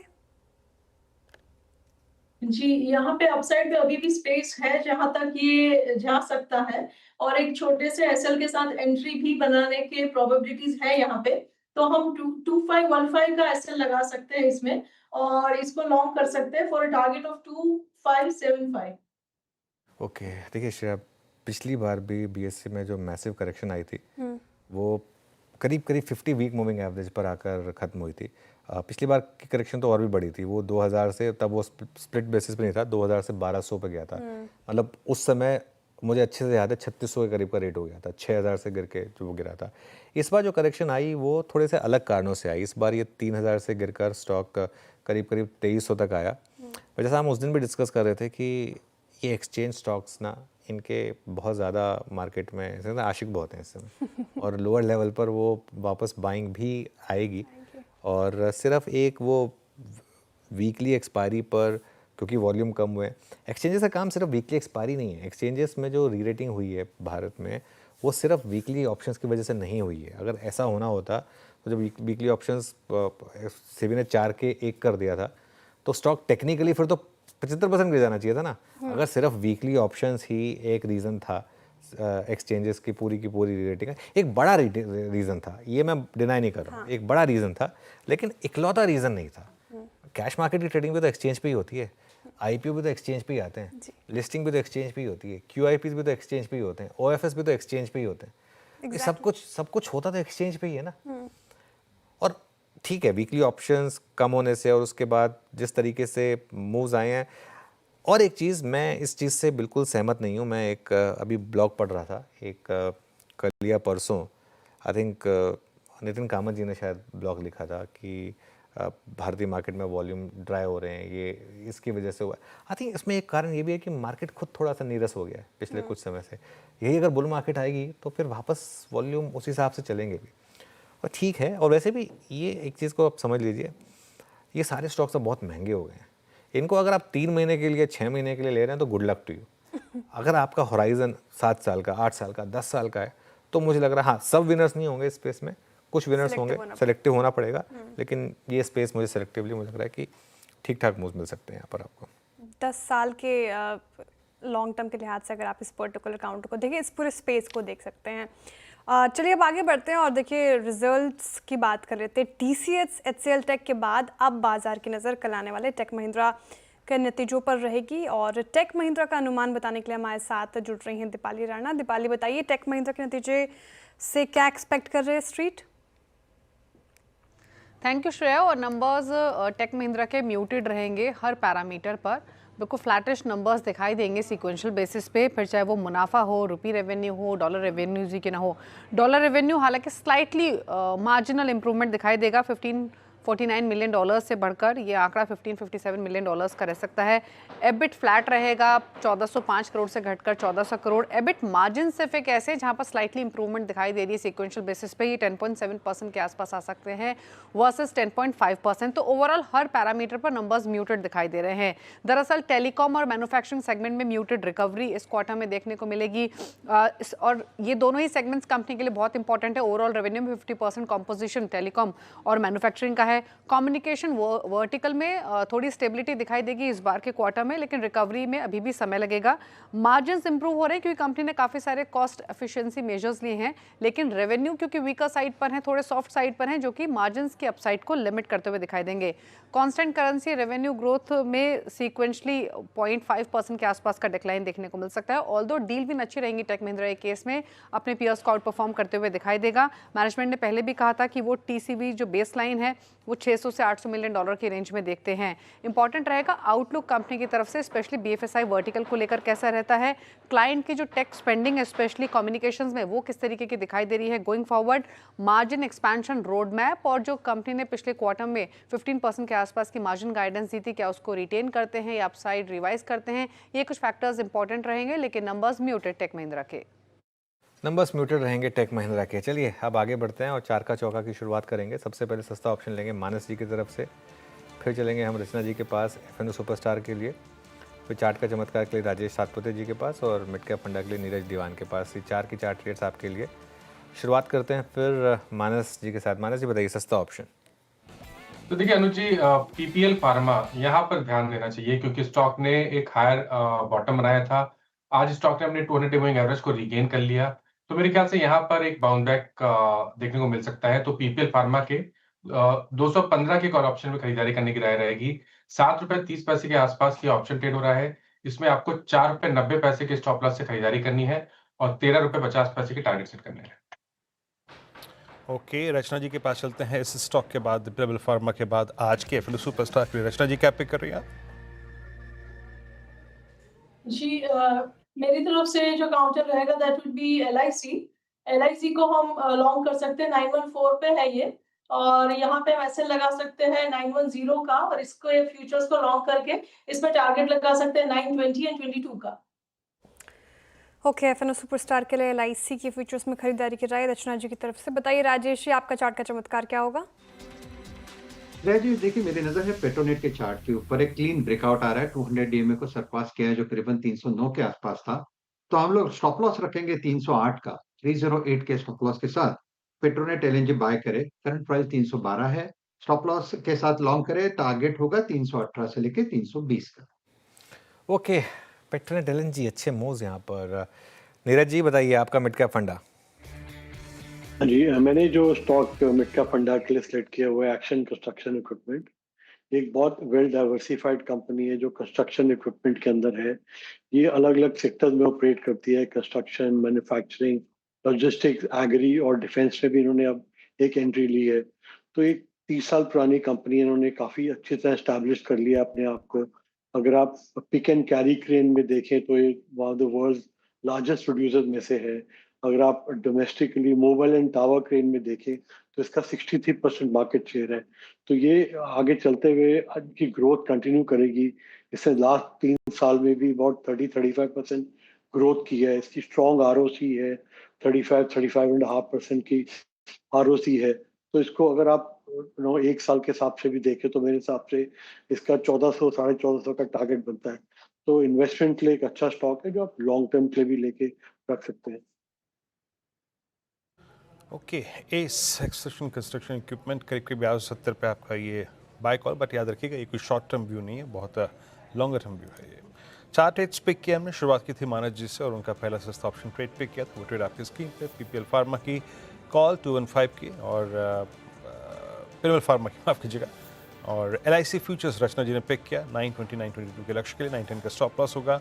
इसके बाद आया ट्रेड आज का 4 का चमत्कार पेट्रोल LNG, ये राजेश जी की कॉल थी 318 320 के लक्ष्य के लिए, और इस नीरज जी ने पिक किया। निफ्टी क्या कर रहा है, कंप्लीटली आई थिंक एक स्कोप देता हुआ ऑप्शन राइटर्स को, और साइडवेज हो गया है। आज का intraday high exactly 20 day exponential moving average. अच्छा, एक दो स्टॉक्स जो कि बैकफुट पे हैं, थोड़ा सा उनको डिस्कस कर लेते हैं।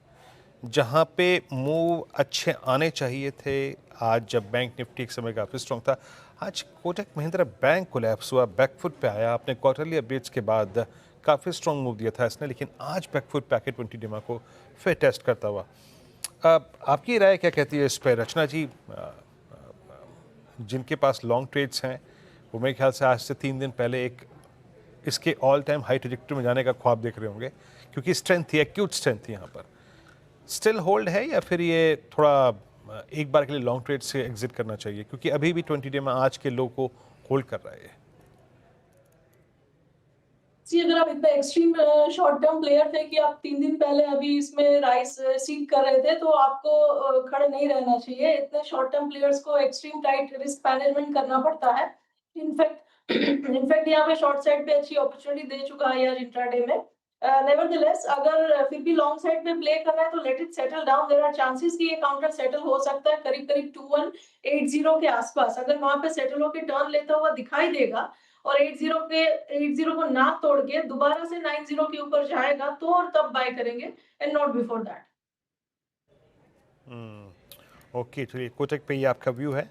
बहुत सारे ऐसे स्टॉक्स भी हैं जो कि बहुत स्ट्रॉन्ग थे, लेकिन पिछले 4 दिन में प्राइस डैमेज काफ़ी सीरियस हुआ, बट अच्छी बात थी कि कूलिंग ऑफ हो गई। तो मैं इस दृष्टिकोण से शायद कल जिस स्टॉक पे सुबह सुबह नज़र रखूँगा वो है कोटक महिंद्रा बैंक। अब आता हूँ केमिकल बास्केट में।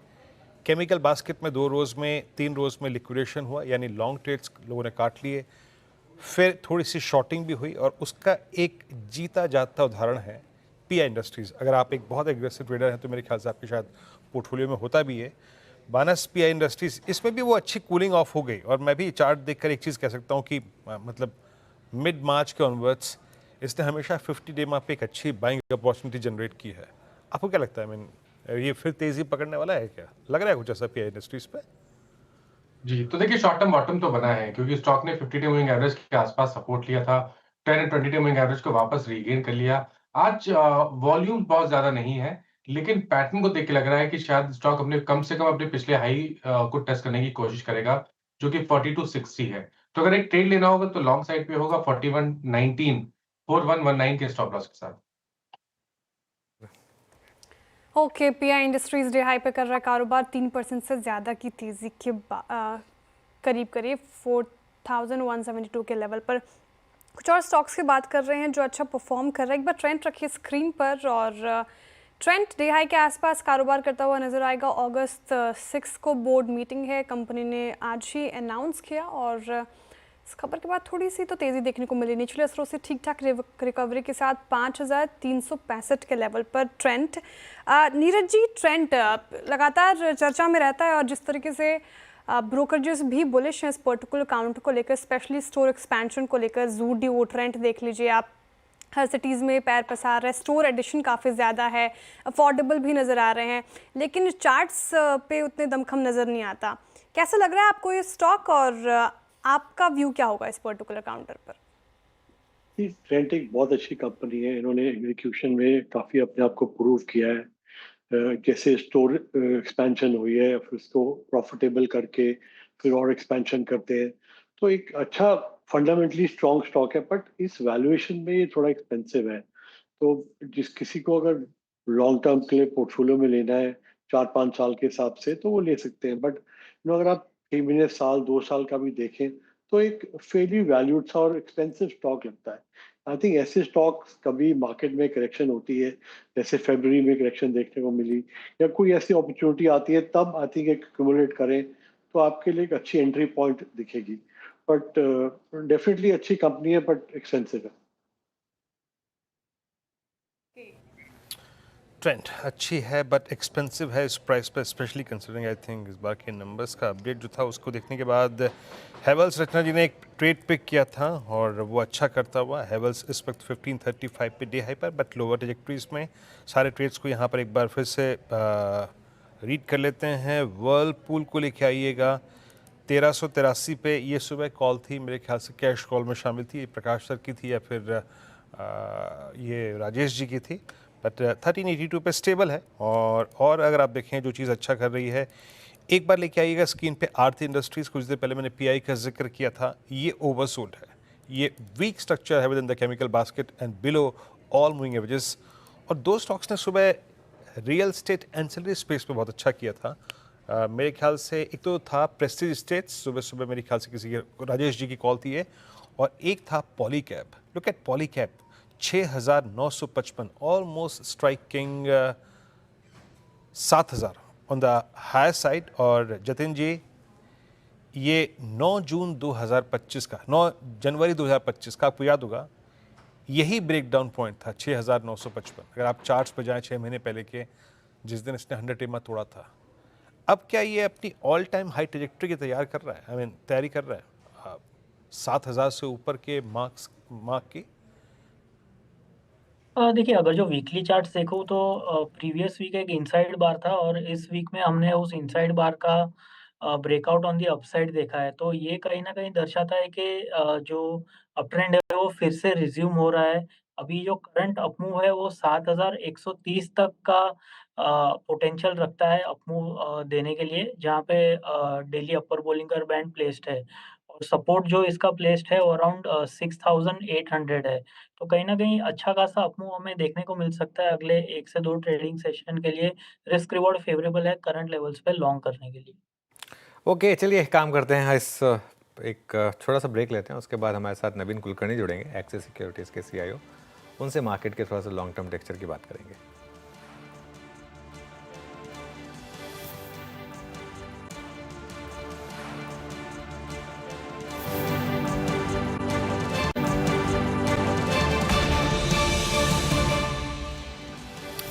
ओके, आगे बढ़ते हैं। हमारे साथ एक्सिस सिक्योरिटीज़ के CIO नवीन कुलकर्णी अब जुड़े हैं, उनसे बात करते हैं। नवीन जी, गुड आफ्टरनून। बताइए, मार्केट में इस समय अर्निंग सीजन की शुरुआत थोड़ी सी सॉम्बर नोट पर रही, खास तौर से आईटी के जो नंबर्स आए हैं। पहले तो आईटी पे ही व्यू जानते हैं आपका, बताइए क्या रहेगा आईटी पर आपका व्यू?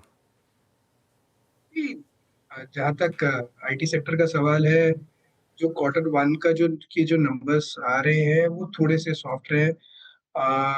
Q2 में भी मुझे नहीं लगता कि बहुत ज्यादा इम्प्रूवमेंट आएगा। तो उस हिसाब से थोड़ा आईटी में पोजीशनिंग लॉन्ग टर्म के हिसाब से अगर देखें तो मुझे लगता है कि रिटर्न्स बनने के लिए थोड़े से ज्यादा टाइम लगेंगे। तो मोर और लेस मुझे लग रहा है कि FY27 में इम्प्रूवमेंट ज्यादा आता हुआ दिखाई देगा, क्योंकि अगर Q2 भी बहुत ज्यादा स्ट्रांग नहीं रहेगा और Q3 में फर्लोस होते हैं तो FY26 बहुत ज्यादा इंस्पायरिंग साल नहीं रहेगा। तो मोर और लेस उम्मीदें FY27 पे ज्यादा बनेंगी तो मुझे लगता है कि second half of this year में आईटी सेक्टर में रिटर्न बनने की संभावना ज़्यादा है और फर्स्ट हाफ मुझे लग रहा है कि आईटी सेक्टर ज़्यादा करके फ्लैटिश रहेगा। ओके। अच्छा नवीन जी, अभी तक के क्वार्टरली अपडेट्स जो आए या फिर नंबर्स आए, सबसे ज़्यादा कुछ किसी चीज़ ने आपको इम्प्रेस किया? For me it's I think FMCG, जहाँ पे नंबर्स थोड़े से अच्छे नजर आए क्वार्टरली अपडेट्स के, जिससे बाजार ने कुछ हद तक रिएक्ट भी किया। आपका टेक इस पे? जहाँ तक आप जैसे बता रहे हैं एफएमसीजी में बेस काफी लो है। अगर ऐसा नहीं है कि सिर्फ लास्ट ईयर का बेस लो है, उसके पिछले साल का भी बेस लो था, तो मल्टीपल ईयर्स का बेस काफी सॉफ्ट है, तो उस हिसाब से ग्रोथ थोड़े से अच्छे दिखाई देंगे। तो इस हिसाब से एफएमसीजी सेक्टर में थोड़ा बहुत अलोकेशन हो रहा होगा। सेलेक्ट स्टॉक्स में लोग निवेश कर सकते हैं, लेकिन इम्पोर्टेंट ये है कि एफएमसीजी में ज्यादातर अभी तक इम्पैक्ट बेस इफेक्ट है, क्योंकि बेस सॉफ्ट है जिसके ऊपर ग्रोथ अच्छा दिखाई दे रहा है। आगे जाके देखना पड़ेगा कि सेक्टर में क्या होगा, क्योंकि अभी भी इन्फ्लेशन सॉफ्ट है। उस हिसाब से मुझे लग रहा है कि एफएमसीजी में नॉमिनल ग्रोथ रेट का इशू रहेगा इस साल। अगले साल शायद नॉमिनल ग्रोथ रेट इंप्रूव हो जाए, लेकिन इस साल ओवरऑल रेवेन्यू ग्रोथ रेट थोड़ा सा सॉफ्ट रहेगा। वॉल्यूम ग्रोथ होता हुआ दिखाई देगा, तो एफएमसीजी सेक्टर में रिटर्न्स बनने की संभावना थोड़ी सी ज्यादा है, लेकिन चैलेंजेस सेक्टर में अभी भी बरकरार है। तो एफएमसीजी में स्टॉक स्पेसिफिक निवेश करने पे पैसे ज्यादा बनने की संभावना। ओके, सिलेक्टिव होना पड़ेगा एफएमसीजी स्पेस को लेकर, ये आपका मानना है। गुड आफ्टरनून नवीन जी, श्रेया बात कर रही हूँ। एक स्पेस आज काफ़ी ज़्यादा आउट परफॉर्म करता हुआ नजर आएगा, बैंकिंग स्पेस स्पेशली अगर आप देखिए पीएसयू बैंक से साथ मिलता हुआ नजर आ रहा है। आज के सत्र में नहीं बल्कि पिछले सत्र में भी देखा पीएसयू से साथ था, जो कि पिछले कुछ सत्रों से मिसिंग था। अब क्या पीएसयू बैंक्स की वापसी हो गई है? क्या आपने एक्सपोजर बढ़ाया इस पर्टिकुलर सेक्टर पर? आपका राय? जहाँ तक पीएसयू बैंक्स का सवाल है, वहां पे हमारा थोड़ा सा एक्सपोजर है, लेकिन हमने एक्सपोजर नहीं बढ़ाया है, क्योंकि अगर ये हम देखें कि ये क्वार्टर में मुझे लगता है कि निम्स का प्रेशर रहेगा, लेकिन इसके अलावा इन्फ्लेशन थोड़ा सा सॉफ्ट रहा है, तो जिसकी वजह से इंटरेस्ट रेट आगे जाके नीचे जाता हुआ नीचे जाने की संभावना काफी ज्यादा है, जिसके वजह से जो ट्रेजरी इनकम है वो पीएसयू बैंक्स के लिए बहुत क्रिटिकल होता है, तो प्रॉफिटेबिलिटी ग्रोथ अच्छी हो सकती है।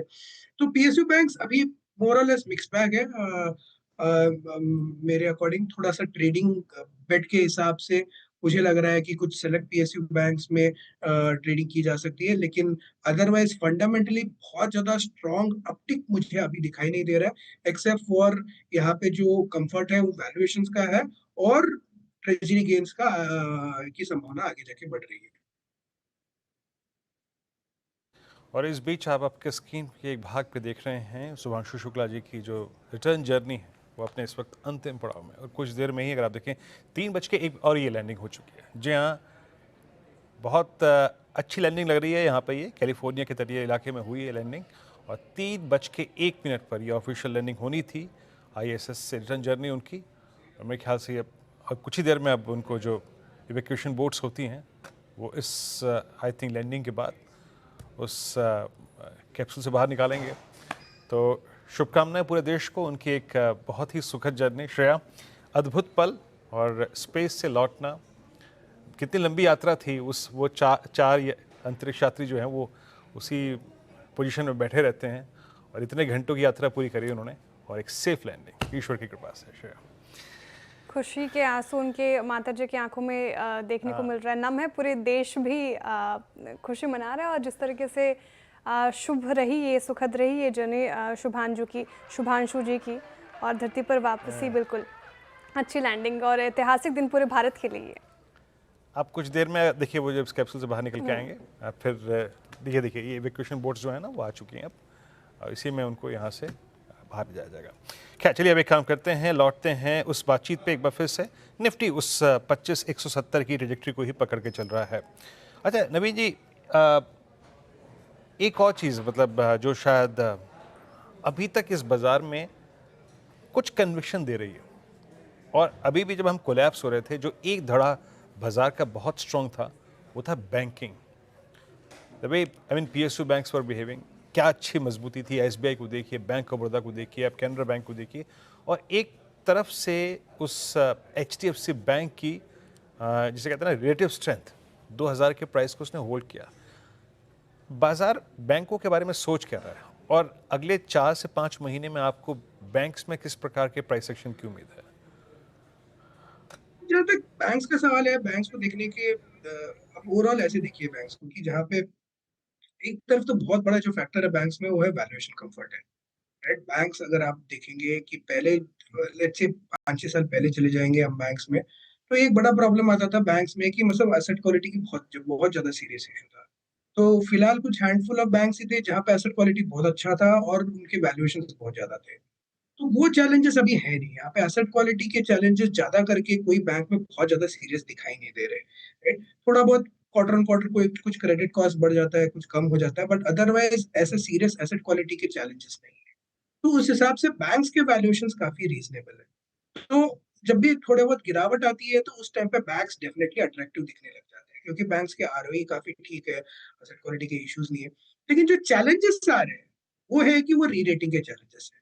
बैंक्स री-रेट यहाँ से नहीं हो पा रहे हैं क्योंकि यहाँ से ग्रोथ इंप्रूवमेंट नहीं आ रहा है और निम के प्रेशर प्लस माइनस 1-2 क्वार्टर आगे पीछे करके रहते हैं।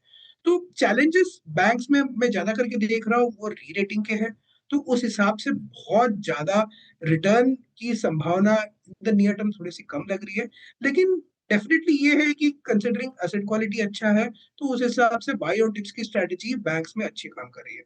आगे जाके हम ये देख सकते हैं कि FY27 में मुझे लग रहा है कि लेट्स से Q3 या Q4 ऑनवर्ड्स मुझे लग रहा है कि बैंक्स में जो ओवरऑल ग्रोथ के चैलेंजेस वो भी कम हो जाएंगे एंड इंप्रूवमेंट आने की संभावना ज्यादा है। लेकिन फिलहाल इसकी विजिबिलिटी अभी बहुत ज्यादा स्ट्रांग नहीं है। तो इसलिए बैंक्स में जब भी थोड़ा बहुत करेक्शन आता है तो वहाँ पे स्ट्रांग बाइंग आ जाती है, ऊपर के लेवल पे थोड़ी बहुत सेलिंग भी आती है। तो ये थोड़ा सा ट्रेडिंग अभी चल रहा है सेक्टर में। ओके चलिए अब आगे बढ़ते हैं। मशहूर थैंक यू नवीन जी आज हमारे साथ जुड़ने के लिए और इन सब टॉपिक्स पर अपनी राय देने के लिए। टेस्ला की भारत में आज औपचारिक एंट्री हुई। बीकेसी में टेस्ला के पहले शोरूम का लॉन्च हुआ।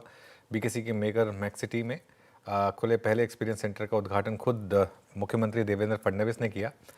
अब एक काम करते हैं, अब दो चीज़ों पर बात करते हैं। कंचन के पास चलेंगे, जानेंगे कि कैसा रहा उनका आज का एक्सपीरियंस, और आशीष के पास चलेंगे ये जानने के लिए कि इस एंट्री के भारत के लिए क्या मायने हैं, भारत के कुछ सेलेक्ट कंपनीज के लिए।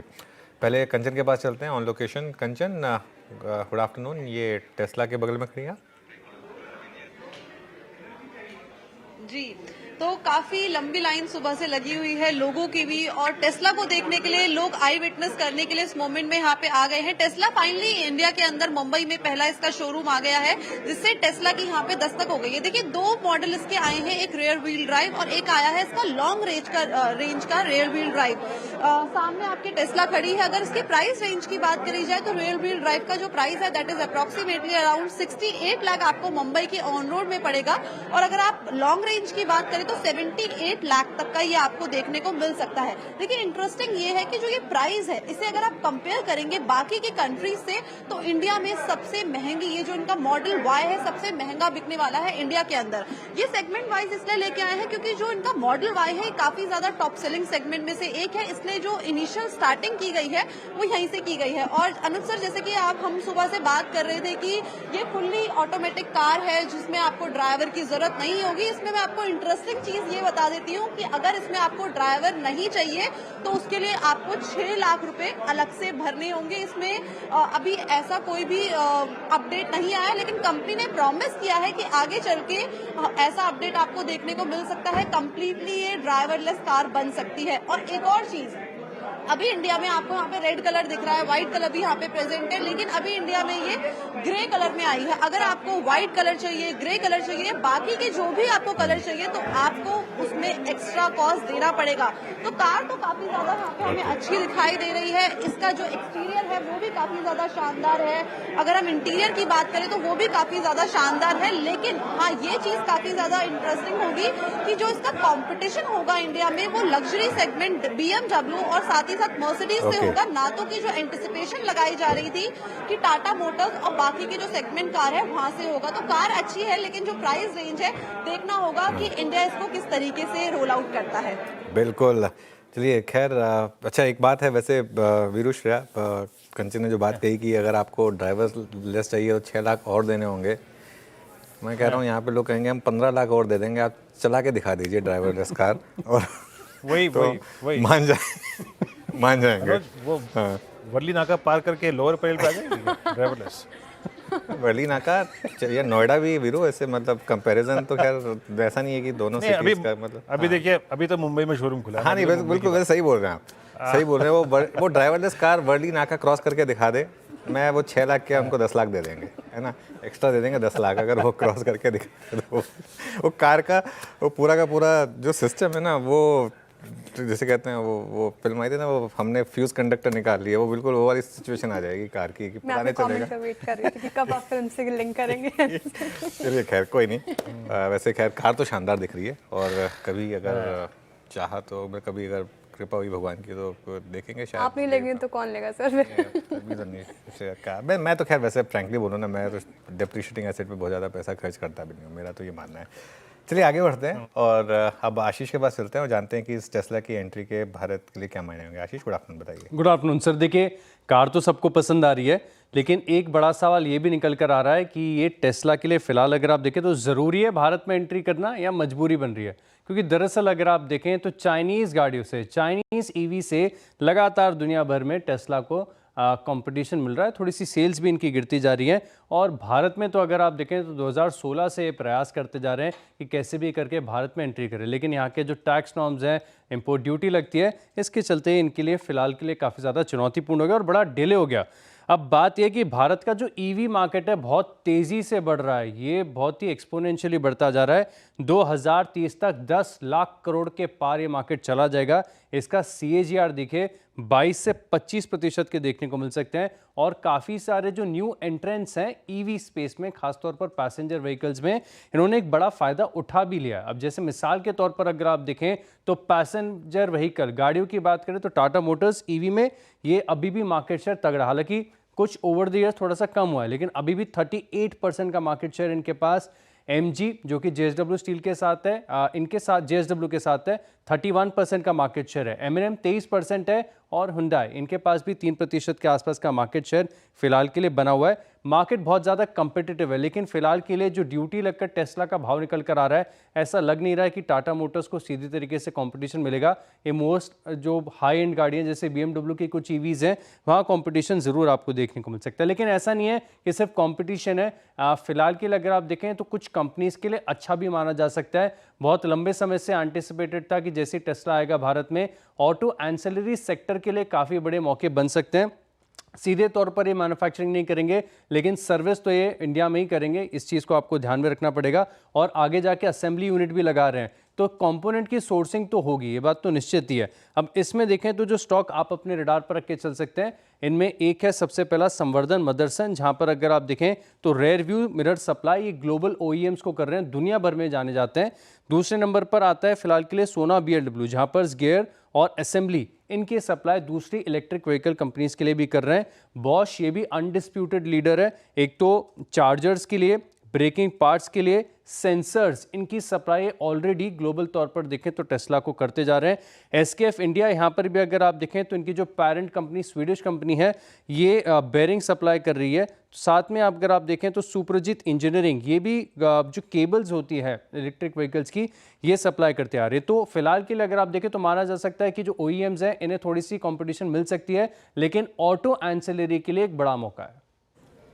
बिल्कुल आशीष, शुक्रिया बहुत बहुत इस चर्चा के लिए। तो जैसे कि आशीष ने समझाया कि प्रतिस्पर्धा भी बढ़ेगी, लेकिन ऑटो एंसिलरी के लिए अवसर, ये जो बड़ी घटना हुई है टेस्ला का भारत में आगमन, पहला शोरूम, ये अवसर प्रदान करता है। खैर चलिए अब एक काम करते हैं, आगे बढ़ते हैं और आते हैं इंडस्ट्रीज के क्लोजिंग लेवल पे। इट्स 25200 स्टिल एक अच्छा close Anuj in comparison with I think Monday या फिर फ्राइडे। आज का इंट्राडे हाई रहा 20 डेमा। ये क्लोज कैसा है निफ्टी के लिए, निफ्टी बैंक के लिए, और अप्रोच और कल के लिए रणनीति? देखिए क्लोज बहुत शानदार है मार्केट का, और एक चीज़ बताऊं मैं आपको, आज मुझे खुशी इस चीज़ से हो रही है कि आज स्क्रीन पर तेज़ी आई और लोगों का पैसा बना होगा उस स्ट्रैटेजी को फॉलो करने में, खासतौर से बैंक निफ्टी पे। आप देखिए आज बैंक निफ्टी का इंट्राडे चार्ट, तो ये मुझे ज़्यादा अच्छा लगता है जब इस तरीके से मार्केट आपको मौका दे। तो आप देखिए ये अप्रोच ये रहेगी कि अगर आप बहुत अग्रेसिव ट्रेडर हैं तो एक बार के लिए आप 25,000 के स्टॉप लॉस को समझकर, क्योंकि 25,000 पर अब एक बड़ा सपोर्ट है, एक बार के लिए आप लॉन्ग ट्रेड कैरी करें। आप चाहें तो अपने आप को थोड़ा हेज कर सकते हैं वाया पुट्स या फिर कॉल राइड करके, जैसे भी अगर चाहें तो। अग्रेसिव ट्रेड अगर आप हैं तो, और देखिए क्या कल 100-125 पॉइंट का गैप डाउन हो गया किसी कारण से, चांसेस कम लगते हैं मुझे, क्योंकि कोई बड़ा रिजल्ट भी नहीं आना है मार्केट आवर्स के बाद, ग्लोबली भी सिचुएशन ठीक है। तो एक अप्रोच यही रहेगी मेरी कि 25,000 के स्टॉप के साथ आप एक लॉन्ग ट्राई करें। और बैंक निफ्टी, आई थिंक अगर आपको निफ्टी में थोड़ा डर लगता है तो bank Nifty relatively better position है, क्योंकि बैंक निफ्टी 20 डेमा को बार बार डिफेंड कर रहा है। और आज भी देखिए आज का लो क्या शानदार सपोर्ट था 56,700, वहीं से घूमा और डे हाई पर बंद हो रहे हैं हम ऑलमोस्ट मोर और लेस। आईटी में भी मैं कहूँगा कि आज खराब खबर के साथ, कुछ टीसीएस की वजह से गिरे थे, आज सुबह गिरे, लेकिन आज का क्लोज आईटी का जहाँ खुले थे उसके मुकाबले काफ़ी अच्छा है, तो ये भी कोई इतना बुरा नहीं है। चलिए अब एक काम करते हैं, कल की ट्रेड की शुरुआत करते हैं। पहले तो डीलिंग रूम चेक के लिए यतिन के पास चलते हैं। Yatin, good afternoon. Good afternoon. और एचडीएफसी, एएमसी और पिछले आधे घंटे में अगर हम देखें तो ज़बरदस्त स्टॉक में रैली हुई है। लगभग स्टॉक 4% ऊपर है, ओपन इंटरेस्ट 5% बढ़ा है, फ्रेश बाइंग देखने को मिल रही है। परसों कंपनी के रिजल्ट्स हैं और रिजल्ट्स के पहले पहले यहाँ मोमेंटम दिख रहा है। इनफैक्ट डीलर्स की अगर आप माने तो 5300-5325 के टारगेट्स के लिए ये वो खरीदारी की सलाह दे रहे हैं, यानी करंट मार्केट प्राइस से 50 से 60 रुपये की अपसाइड वो इस पर्टिकुलर काउंटर में देख रहे हैं। और इसी तर्ज पे आईटी स्टॉक्स लोअर लेवल्स पे खरीदारी, इन्फोसिस में भी बाइंग है, विप्रो में भी बाइंग है। लेकिन डीलर्स की अगर आप माने तो विप्रो एक स्टॉक है जहाँ बीटीएसटी का ट्रेड लिया जा सकता है। उनको लगता है 260 तक के लेवल्स इस काउंटर में आना चाहिए, और यही स्टॉक है जहां डीलर्स खरीदारी कर रहे हैं और म्यूचुअल फंड्स भी यहां लोअर लेवल्स पे खरीदारी कर रहे हैं, ऐसा डीलर्स का मानना है। ओके, शुक्रिया यतिन जी। तो एचडीएफसी, एएमसी शानदार रैली और मुझे ने पिक भी किया, डीलर्स भी इस पर बेट लगा रहे हैं, यहाँ पे खरीदारी की जा सकती है। और विप्रो पर भी लगा रहे हैं डीलर्स बेट, यहाँ पर भी अच्छी रैली 1.5% के करीब करीब। अब बीटीएसटी और एसटीबीटी की ट्रेड्स लेते हैं। गाबा से शुरुआत आपसे। गुड इवनिंग, बताइए क्या चुना है आपने? BTST. Good evening Shreya. Stock yes BTST, और स्टॉक का नाम है अल्केम। अल्केम लेबोरेटरीज 4929 पे ट्रेड कर रहा है, मेरे ख्याल से 4910 का स्टॉक है, करीब 19 रुपए का। ये टर्म टारगेट 5000 के पॉसिबल है अल्केम। ओके, चलिए अल्केम लैब्स, गाबा सर की पिक। फार्मा में अच्छा मोमेंटम है पिछले कुछ दिनों से। रचना जी, आपका ट्रेड कल के लिए? जी, मेरे तरफ से श्रीराम फाइनेंस रहेगा, जिसके फ्यूचर्स को हम लॉन्ग करेंगे एंड 680 का एसएल लगाएंगे एंड यहाँ पे हमारा टारगेट होगा 695। ओके, श्रीराम फाइनेंस पे आपका बाय कॉल 685 पर। जतिन, आप क्या पिक करेंगे? अच्छा, अमित जी आपका ट्रेड क्या रहेगा? वीरेंद्र जी, टीवीएस मोटर्स के साथ जाऊंगा। जिस हिसाब से स्टॉक ने वॉल्यूम से अपना 10 और 20 डेमा रिगेन किया, एक पुल बैक ट्रेड है। 2850 का स्टॉप लॉस रहेगा, 2850 का, और टारगेट्स हमारे रहेंगे 2930, 2930 के। Okay, TVS motor Amit ji की पिक। मानस जी बताइए आपने क्या पिक किया है? तो देखिए शेयर जी, एचडीएफसी, एएमसी के फ्यूचर में खरीदारी करके जाएंगे। एक फ्रेश ब्रेकआउट है, वॉल्यूम्स काफी बेहतर देखने को मिले हैं, तो एचडीएफसी, एएमसी के फ्यूचर में खरीदारी करेंगे। 5234 का स्टॉप लॉस लगा लेंगे और 5425 की टारगेट सेट कर लेंगे। ओके, चलिए अब चलते हैं राजेश सातपुते जी के पास। राजेश जी क्या पिक कर रहे हैं?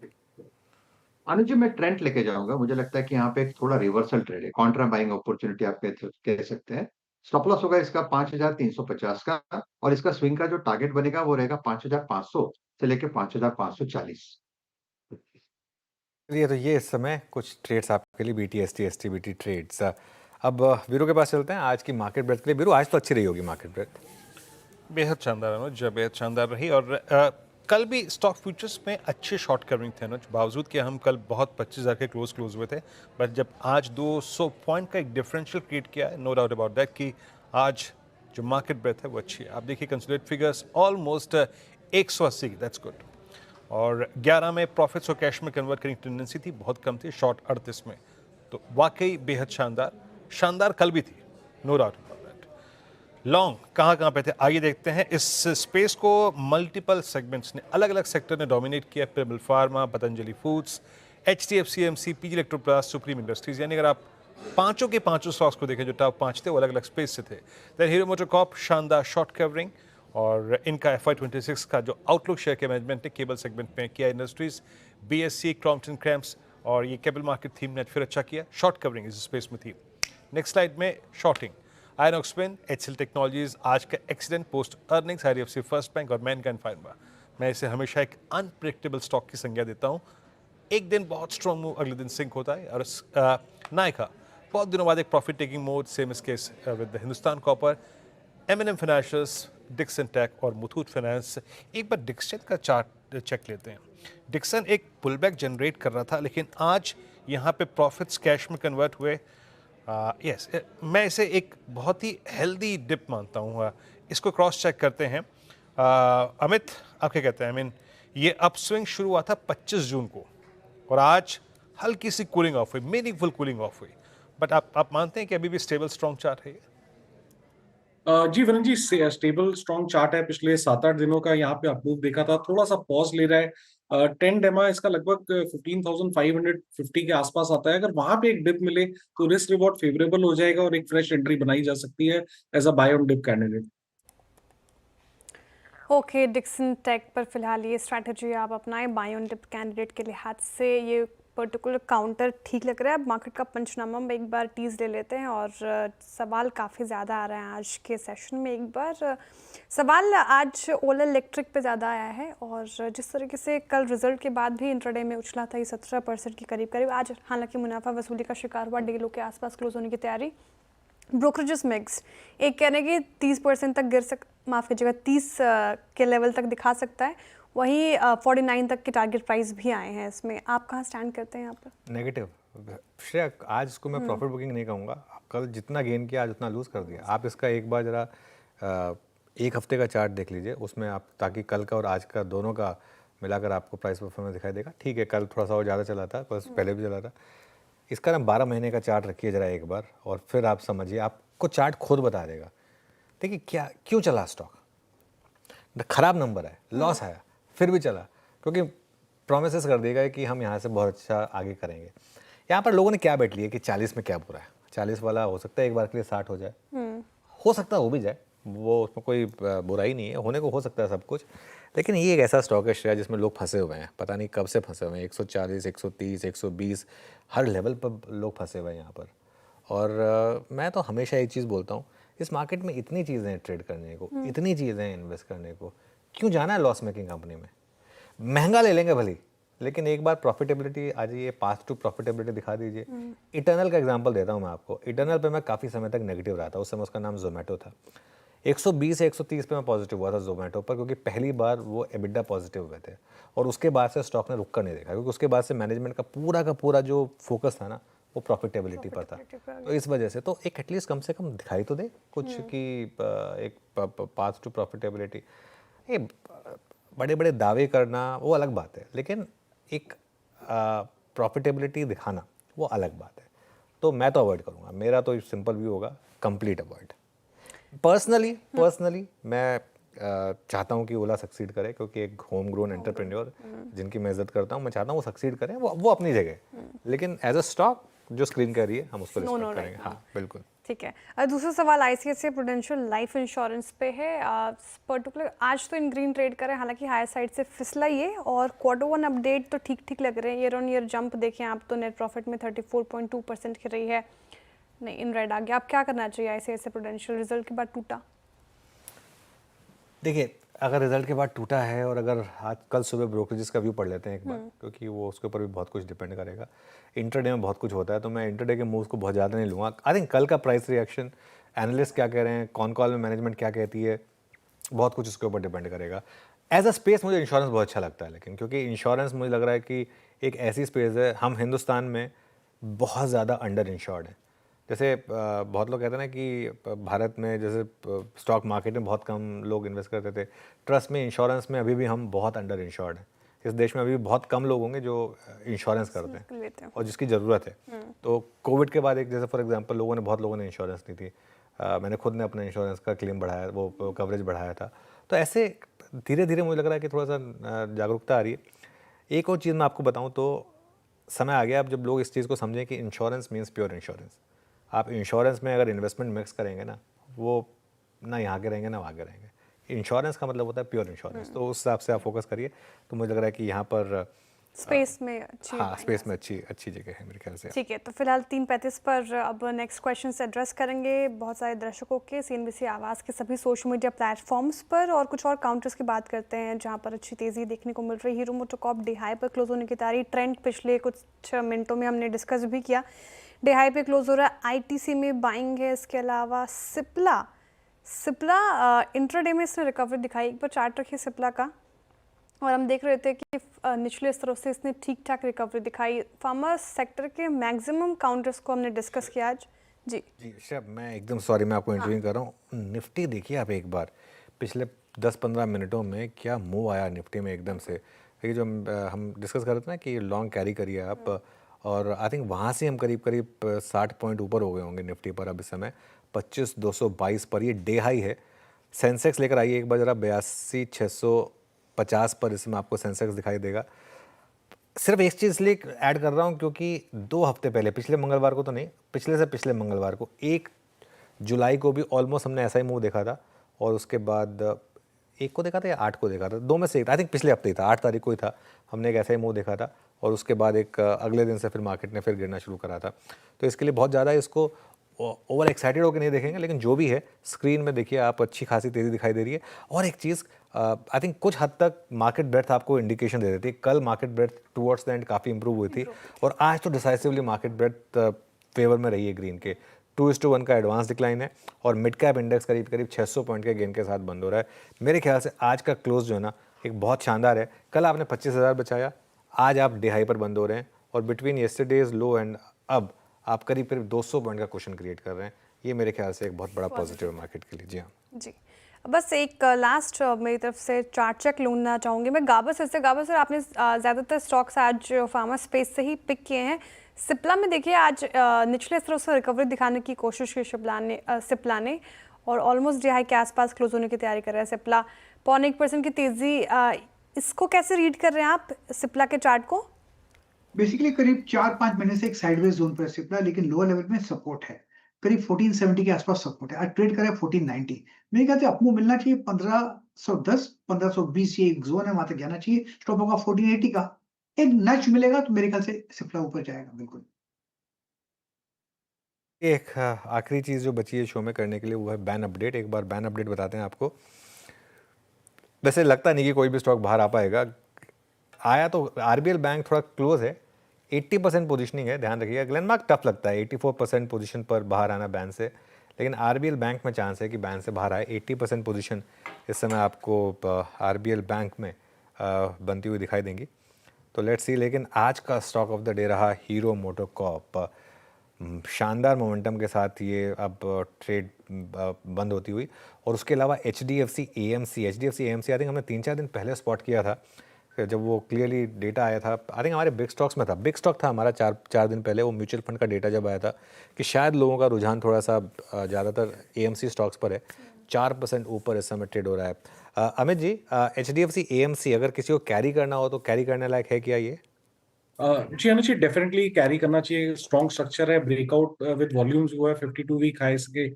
स्टॉप लॉस ट्रेल करना चाहिए 5230 का, और मुझे लगता है पोजिशनली यहाँ पे 5400 से 5500 तक के भी टारगेट्स पॉसिबल हैं। Okay, HDFC AMC all time high पे क्लोज होता हुआ, क्या शानदार क्लोज। और निफ्टी भी टुवर्ड्स एंड अगर आप देखें तो हम डे हाई से मार्जिनली बैकफुट पे हैं, मतलब मात्र 20 अंक नीचे, और 57,067 पे बैंक निफ्टी। मतलब ये आप 3 दिन के डिफरेंस के बाद एक बार फिर से हम 57,000 की ट्रैजेक्टरी को रीगेन करते हुए, और निफ्टी आईटी में एक रिकवरी थी। क्या कहेंगे इस रिकवरी को? एवरेजेस के लिहाज से महत्वपूर्ण नहीं है, but still it looks good. Anuj, over to you. बिल्कुल वीरू, और चलते हैं अब और स्क्रीन पर देखते हैं मार्केट की इस क्लोज को। क्लोज अच्छी रही विदाउट अ डाउट, और इनफैक्ट काफ़ी अच्छी रही क्लोज। 135 पॉइंट ऊपर निफ्टी पर, 25,200। आई थिंक एडजस्टेड क्लोज करीब करीब 25,200 रहेगा, क्योंकि जो बर्स्ट आया वो 3.25 से 3.5 के बीच में आया, लेकिन फिर भी 25,200 के आसपास क्लोजिंग रहेगी। सेंसेक्स की भी क्लोजिंग करीब करीब आई थिंक 82,570 के आसपास रहेगी। निफ्टी बैंक 290 पॉइंट ऊपर, 57,000 के ऊपर ही बंद देगा, लेकिन क्योंकि ज़्यादा टाइम इसने उसके ऊपर ही स्पेंड किया। निफ्टी आईटी ये भी 0.5% ऊपर रहा, और यहाँ अच्छा टर्न अराउंड आया इंट्राडे में। मिड कैप में सेकंड डे रनिंग शानदार मूव था, 1% ऊपर, और स्मॉल कैप भी करीब करीब 1% ऊपर आपको ट्रेड करता हुआ दिखाई देगा आपका। तो ये कुल मिलाकर आज मार्केट का एक अच्छा खासा आपको टेक्सचर देखने को मिलेगा। एडवांस डिक्लाइन भी काफ़ी अच्छा था। ये स्क्रीन देखिए कितनी अच्छी है, एक भी सेक्टर रेड में नहीं, सिर्फ इंडिया वेक्स रेड में, जो कि एक्चुअली अच्छी बात है। तो टेक्निकली पूरी की पूरी स्क्रीन एक तरीके से आपके लिए ग्रीन थी, और सभी सेक्टर्स चले। ऑब्वियसली सबसे ज़्यादा कैपिटल मार्केट स्टॉक्स चले, 2% ये इंडेक्स ऊपर था, फार्मा 1% ऊपर था, रियल एस्टेट करीब 1%, FMCG 3/4%, Nifty bank, Nifty financials करीब 0.5% ऊपर, पीएसयू बैंक 1% ऊपर। अक्रॉस द बोर्ड तेज़ी थी आज, एक भी सेक्टर रेड में नहीं, बहुत अच्छी चीज़ है ये मार्केट के लिए। निफ्टी का हीट मैप रख देते हैं एक बार स्क्रीन पर और उसके बाद शो को समेटेंगे। सबसे ऊपर आज हीरो मोटोकॉर्प, फिर बजाज ऑटो, सन फार्मा, श्रीराम फाइनेंस, अपोलो हॉस्पिटल्स, इंडसइंड बैंक, बजाज फिनसर्व, ट्रेंड, टाटा मोटर्स, विप्रो, महिंद्रा एंड महिंद्रा, इन सब में तेज़ी थी। HCL टेक थोड़ा नीचे था लेकिन ये भी लोअर लेवल से रिकवरी दिखाने में सफल हुआ। Eternal, SBI life, Tata steel, Kotak Mahindra bank, axis bank भी कुछ स्टॉक्स थे जहाँ पर आज आपको गिरावट देखने को मिली। वीरो जी तो एक शानदार क्लोज और मंगल की दंगल के बाद आज आखिरकार हरा रंग जो था वो स्क्रीन पे टिका रहा, ये महत्वपूर्ण बात थी। Let's hope for the best for tomorrow. कल के लिए, बुधवार के लिए एक बार फिर से इन्हीं अगर आप देखें फीलिंग्स के साथ कि शायद ये पुल बैक कंटिन्यू करें। आपका कोई प्रश्न है आपकी ट्रेडिंग के संदर्भ में, कोई इन्वेस्टमेंट कॉल के संदर्भ में, ज़रूर पूछिएगा मार्केट का पंचनामा एक छोटे से अंतराल के बाद CNBC आवाज़ के सभी सोशल मीडिया प्लेटफॉर्म्स पे। कल सुबह फिर होगी इस प्लान की मुलाकात आपसे, मॉर्निंग कॉल, और उसके बाद मुनाफे की तैयारी। तब तक के लिए नमस्कार।